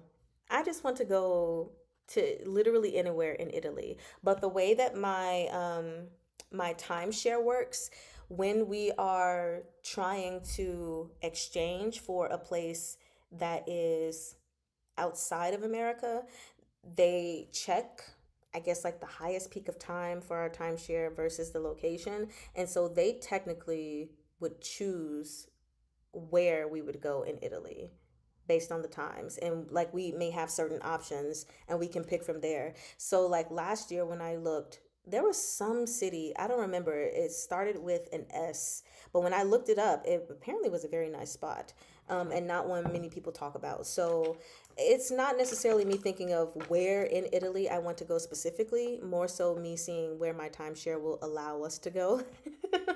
Because yes, we can travel anywhere in the world, but kind of with stipulation. But to me, it's just like the fact that I have this opportunity anyway to stay anywhere, um, they're like anywhere in the world, up to 7 days, if it's outside of their specific resorts, for like 250 flat. Pretty good deal. Like I don't have to worry about paying that much a day, depending on where I go. So that is kind of I don't even call it a drawback, but that's like a stipulation with my timeshare. So, if there are ever times that I want to travel and not really care about using my timeshare weeks specifically, um, then I would like to go to the popular places because I don't know about the other places. But if I were to be educated about some other places that are lesser known outside of Venice and Florence and all that stuff, then I would be interested. Florence and Tuscany region is amazing. Yeah, so I've heard, at least about Florence. I haven't heard a lot about Tuscany. Um,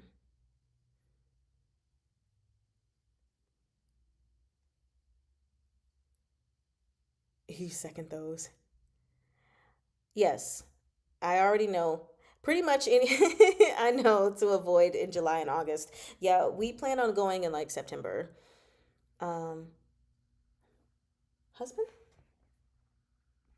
Yes. Okay. Um, you say you will be baked. Absolutely fried.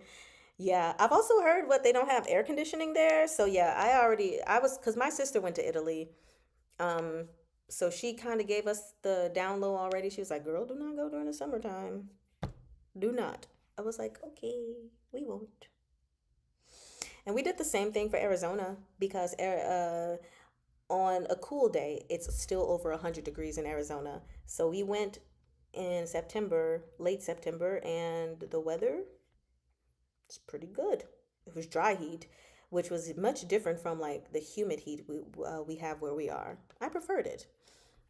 Sicily is amazing. Pompeii, I just like to say Pompeii. Literal baking oven. Yeah, I do want to go to Rome one day. Went to Capri. Capri sounds nice. Milan. Mm. No AC. What? That's what I heard. I don't know. Doubt that's true. Went in a very, very hot in Mediterranean, very humid. Yeah, I don't know.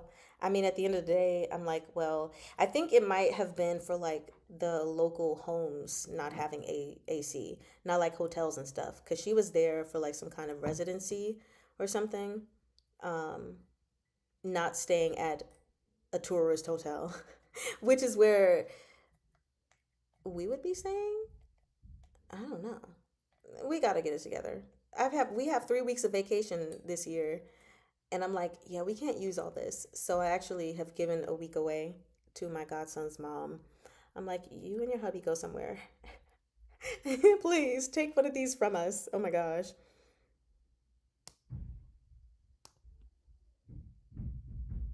Yeah. Yeah, that's what I heard about the appliances and everything and technology. Hmm. Yeah, it's kind of like hearing some people be like, what? Y'all have dishwashers? You are the dishwasher. Like, so it's like, no, a physical machine dishwasher, not the human. It's like, oh, well, no, it's a waste. I'm like, no, it's not. Although, oddly enough, I don't use my dishwasher except as a drying rack. Like, I wash my dishes, rinse them, and then put them in the dishwasher to dry. I don't actually use it to clean things because I feel like it is not efficient. Like, you already have to rinse the dishes off and then put them in the dishwasher. Might as well just clean them. It just might as well, especially depending on what you're cleaning, how greasy it is, and stuff like that. I'm just going to clean it anyway. But yeah, we have. Hold on, I'll find it here. No, we have um a meeting on Monday, which y'all already know, and a meeting on Thursday.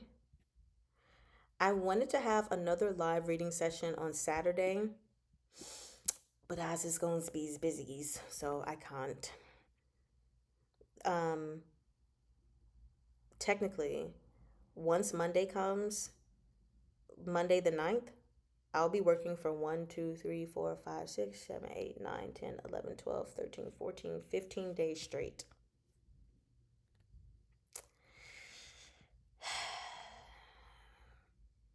Oh, wait, no, because I don't get a break. I still work 1, 2, 3, 4, 5, 6, 7, 8, 9, 10, 11, 12, 13, 14, 15, 16, 17, 18 days straight. Yeah, I work every single day from March 9th to March the 27th. And two of those weekends are filled with lots of work. So when I tell y'all March is a hell month for me, this is why I'm taking this break.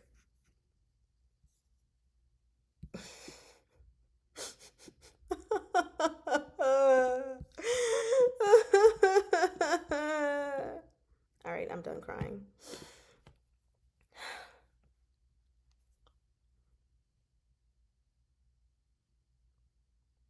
He said it's so inefficient for that one plate. Yeah, well, it's just me and my husband, so like I'm the dishwasher, except for the occasional time when he decides to be the dishwasher for me, and I'm like, thanks.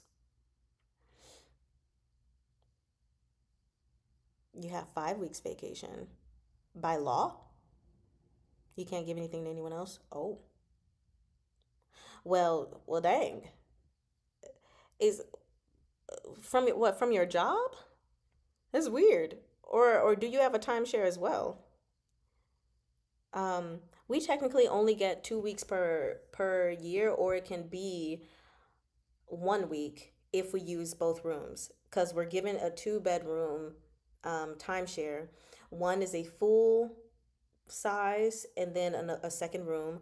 Or what we can do is just do one room with the kitchen and all of that stuff, and then another week with like a studio, basically have a kitchenette. But if we use two bedrooms, only 1 week. If we separate it, 2 weeks. And basically they charge a fee if we give it to someone else, but there is a way around that my concierge told me about. And so I was like, yeah, let's do that. I think it's like by you adding a guest on or something and then calling ahead. I don't remember. But the point is, when I can't use it, I'm like, who wants because like it needs to be used. So, but I'm still super duper happy we got ours. Um,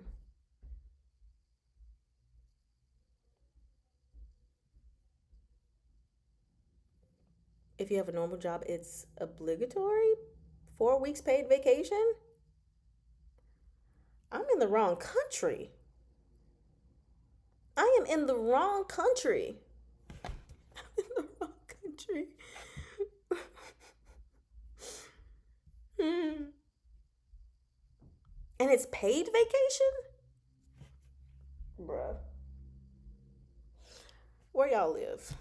I'm coming to live where y'all live. Oh my gosh.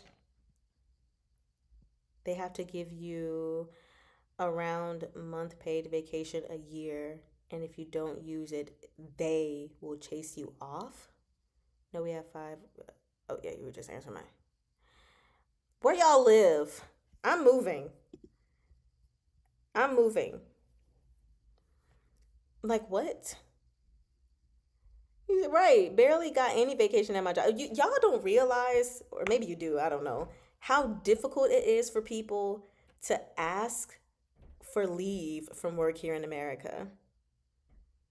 Like, don't get me wrong, like, you have to work a certain number of hours before you get paid leave. And then so many hours only amounts to so much time as well. No way someone is easily earning just like a week of vacation.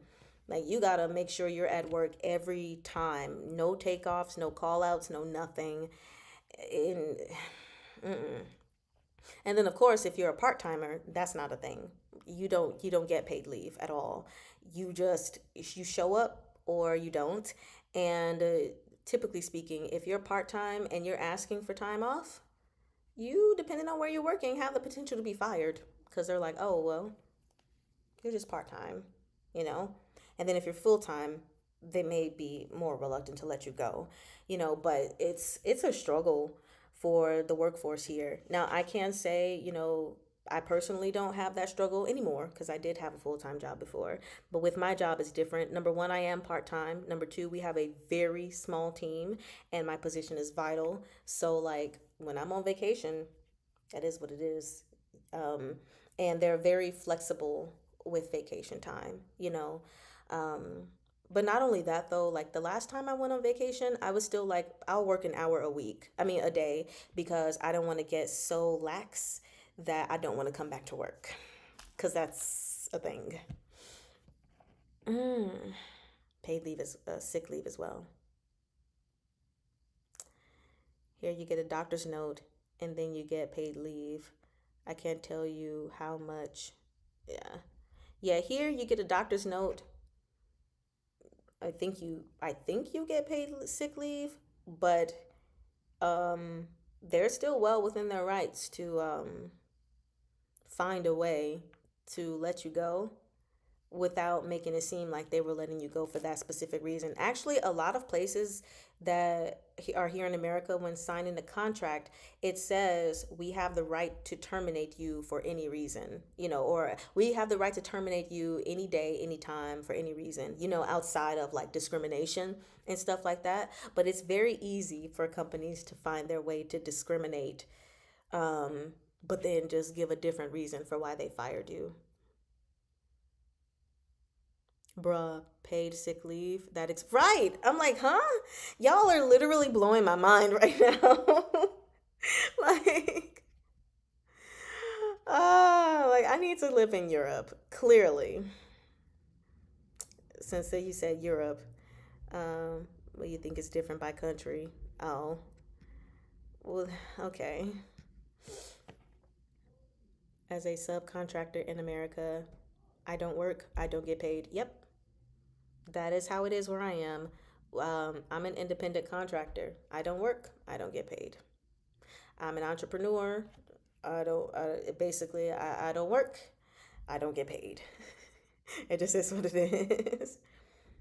You have to get a doctor's notice, but as long as the doctor says you're supposed to stay home, you stay home and you get paid for those days. Yeah, I didn't get paid for my days after my surgery. It was just it's bad.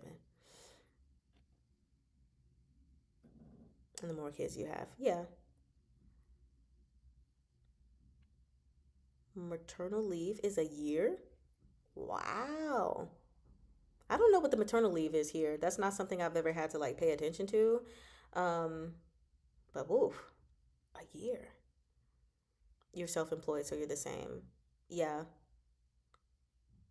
Yeah, no work, no pay. With my job and with my endeavors here on Patreon and YouTube, since I do get paid in these forms now. You barely took vacation days or sick days because, like, one, you rarely got sick, two, needed the money. Yeah. We're running ourselves ragged here in America. This is America. This is my face for America. But yeah, um, gosh, we'll see. Like, I would really love to move somewhere else, but at the same time, I'm like, well, my family's here in America, and I just reunited with them a few years ago, so I don't really want to leave my family.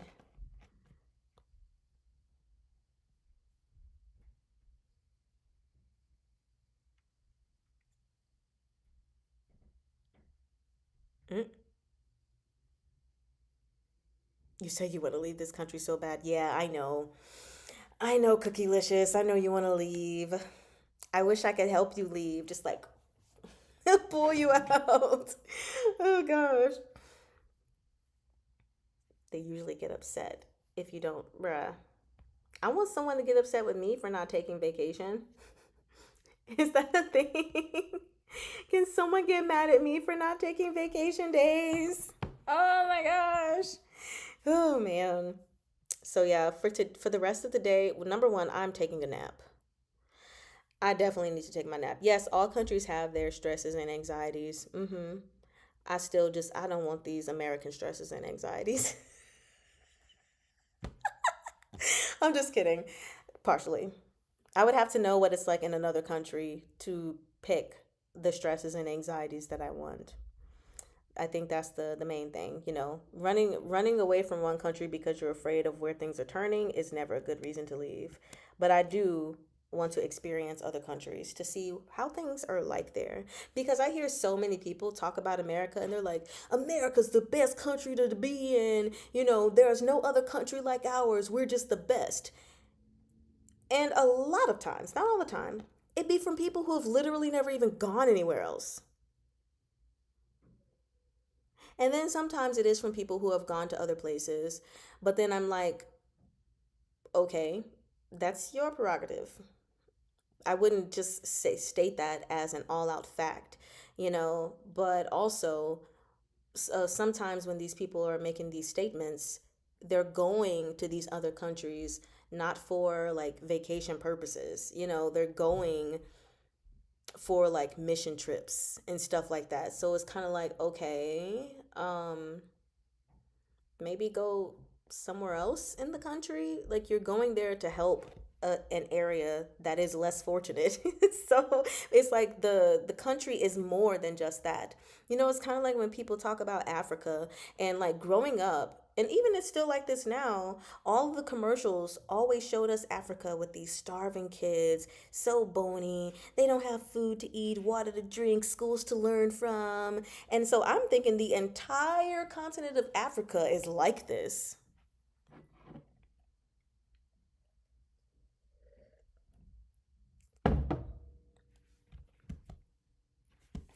but it's not. Like every country has its ghettos, just like they also have their non-ghettos, you know. But yeah, I just want to be able to travel the world to see different perspectives. And it's not like to me it's not to compare like, oh, is America better or is Italy better? Like I just want to go to have a good time, you know. And the sometimes the only reason we think something is better is just because we experienced it first. Like watching hearing an original song versus hearing the remix, or hearing the remix first and then hearing the original, and you like the remix because it's the one you heard first. I forgot the technical psychological term for that, but it doesn't matter. What matters is the point. But yeah, it's like, well, you've lived in America all your life. You've had the privileges of America all your life. So yeah, you go somewhere else and see some of these differences, and yeah, you feel like where you live is better because it's all you experienced. You know, it's what you're used to. Yeah, if you were genuinely scared for your life, you got to escape your own home country, do what you got to do. Absolutely. Mm-hmm. Yeah. At least, well, I will say if you were reasonably scared for your life and need to escape your own country. And the reason I say that is because I know, like, specifically in America, certain people I know are so terrified and want to leave because of the way things are going, but it's because of everything they're hearing on the news in like other areas. And it's like coming from a place of paranoia and not necessarily from a place of this is what's happening even near me. Like somebody was telling me, oh, you need to be aware and watch what's happening on the news because all the way over in California, I don't know, somewhere, this is happening to black people and da da da da da. And I'm like, not saying like it won't happen, but like I'm all the way over in Georgia, you're all the way over here as well, and it's not happening where we are. So like, not in, why make me paranoid for something that's happening all the way over there? And then of course they were like, you know, I don't want to wait till it gets to me. And it's like, I see that. I also understand that. Yeah. But I'm not fearing for my life for something that's happening on the other side of the country, and I'm all the way over here, and I'm safe and sound. So, and you're safe and sound. Um, so we'll get a coffee. YouTube, let me move the comments. Africa has lots of countries that are very different, right? And I want to travel to them. I know my dad wants to take me and my sister on a trip to Africa. Um, yes, Africa is a continent, not a country. Mm-hmm. He said, in parentheses, aimed at general public. I know you aimed it because I definitely said continent, at least the first time. Um, saying grape is sour, lemons are sweet. Oh, so much diversity. Hi, love. How's it going? It's going good. Just rambling about. Ooh, thank you. Sprinkle dinkle. Where is it? Is this from Publix or Kroger? Publix. Oh. Whoa. Okay. Thank you. It's a little cupcake. Yeah, fun? Good.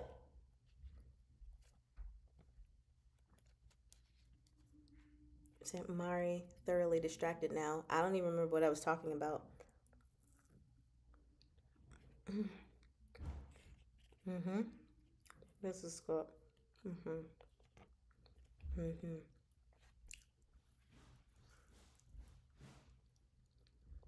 Mm.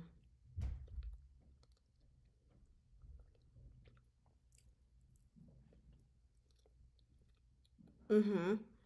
Depends on how endangered you are in your own community. Yeah. It's like I understand the fear and the dangers in another community, but I'm not even close to that. So I'm not gonna let fear and paranoia rule my decisions if I'm truly not in any danger. But America thrives off fear. It's why we hear every time we turn on the news, everything is so negative and this is happening, that's happening, this is happening, and that's happening because they want us to be afraid constantly. Also, spray.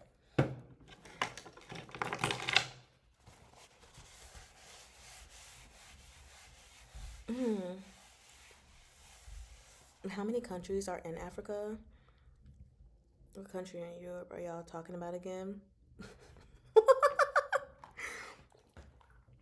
Right. The US has states that are the size of countries.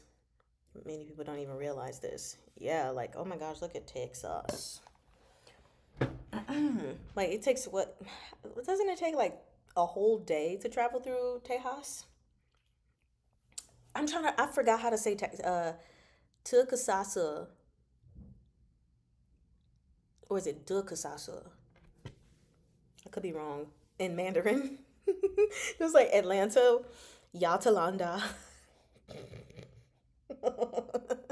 I'm like, just say Atlanta. Hubby Cameo. Hi, Mr. Murray. Hello, hubby. Everyone's saying it. Yes, Texas is the size of Europe. Yes. Yeah, he brought me a little cupcake, and I'm glad. But yeah, like, I personally believe there are better places to be than in America, and I'm super excited to see them. In fact, so many people have left Atlanta. For example, like speaking specifically for Black people, so many Black people have moved to China and they love it more there than they do here. They're like, like living in America, depending on where you come from, yes, you may be fearing for your life as a Black person, or yes, things are more strenuous for you, or, people are a bit more prejudiced and, approach you a certain way. They're like in China, yes, people will stare at you because they're not used to seeing people of color there, but they're staring at you simply because they're not used to it. It's like a phenomenon, if you will. You're like, it's novel, and then, of course, sometimes, they compare you to certain celebrities or whatever, especially if you're a tall Black man. You're a basketball player immediately.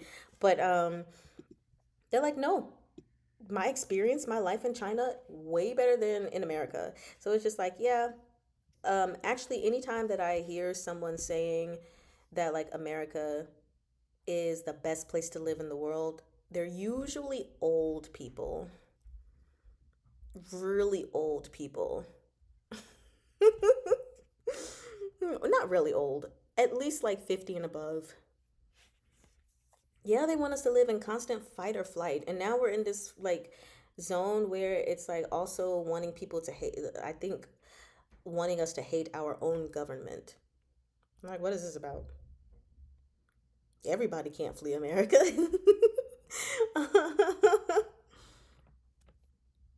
You'd be extremely scared if you, yeah, yeah. I'm in east and a little bit in the east. Still southern-ish, but not south enough for me to be terrified. Mm-hmm. Yeah. But yeah, I know things are pretty crazy in America right now. Like my dad sent me a message and me and my sister a message and he was just like, "Yeah, don't go to concerts or really populated places for the next couple of weeks or so. Just stay safe." And I was like, that's like my default. He was like, don't go to any political events. I was like, Dad, that's my default. I don't do politics. Don't worry, your daughter here is safe. I stay under my little rock, under my mic and my light.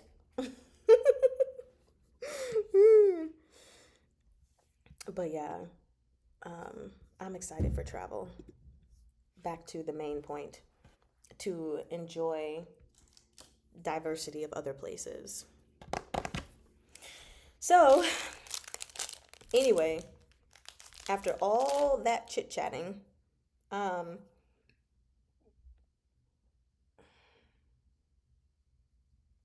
I think I'm done. I don't really have anything else to say.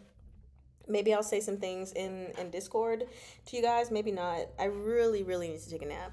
A majority of my social circles are LGBTQIA and disabled in some way. Mm. A majority of my social circles, what social circle? Yeah, I guess it is LGBTQIA because you guys, like, is my social circle. I know not everyone here is a part of that community. You might just be an ally, but other than that, I don't really have a community of people. Wasn't really raised to have a community. So, and then of course I have um my husband's community, like his church, but still kind of up and down with that. Mm, you've been through war as a kid. Oh, mm, take a nap, get some rest. Nap! Don't yell at me! Cupcake, nap. I'm sorry, cupcake, nap! Why are you yelling at me, NFS? Giving off your big sister commands. I hear you. I hear you, okay? I'm gonna nap. Y'all have a beautiful day and or night. I will see you guys on Monday for more QJJ chapters, and I will see you guys on Monday to discuss more salted fish chapters. Okay. Well, I need man. Don't steal Megan's line. That's definitely directed toward me. Oh, you're just celebrating naps? Nah, I don't believe that. Why even? I'm gonna go before I get a whooping or something by NFS at this point. Bye.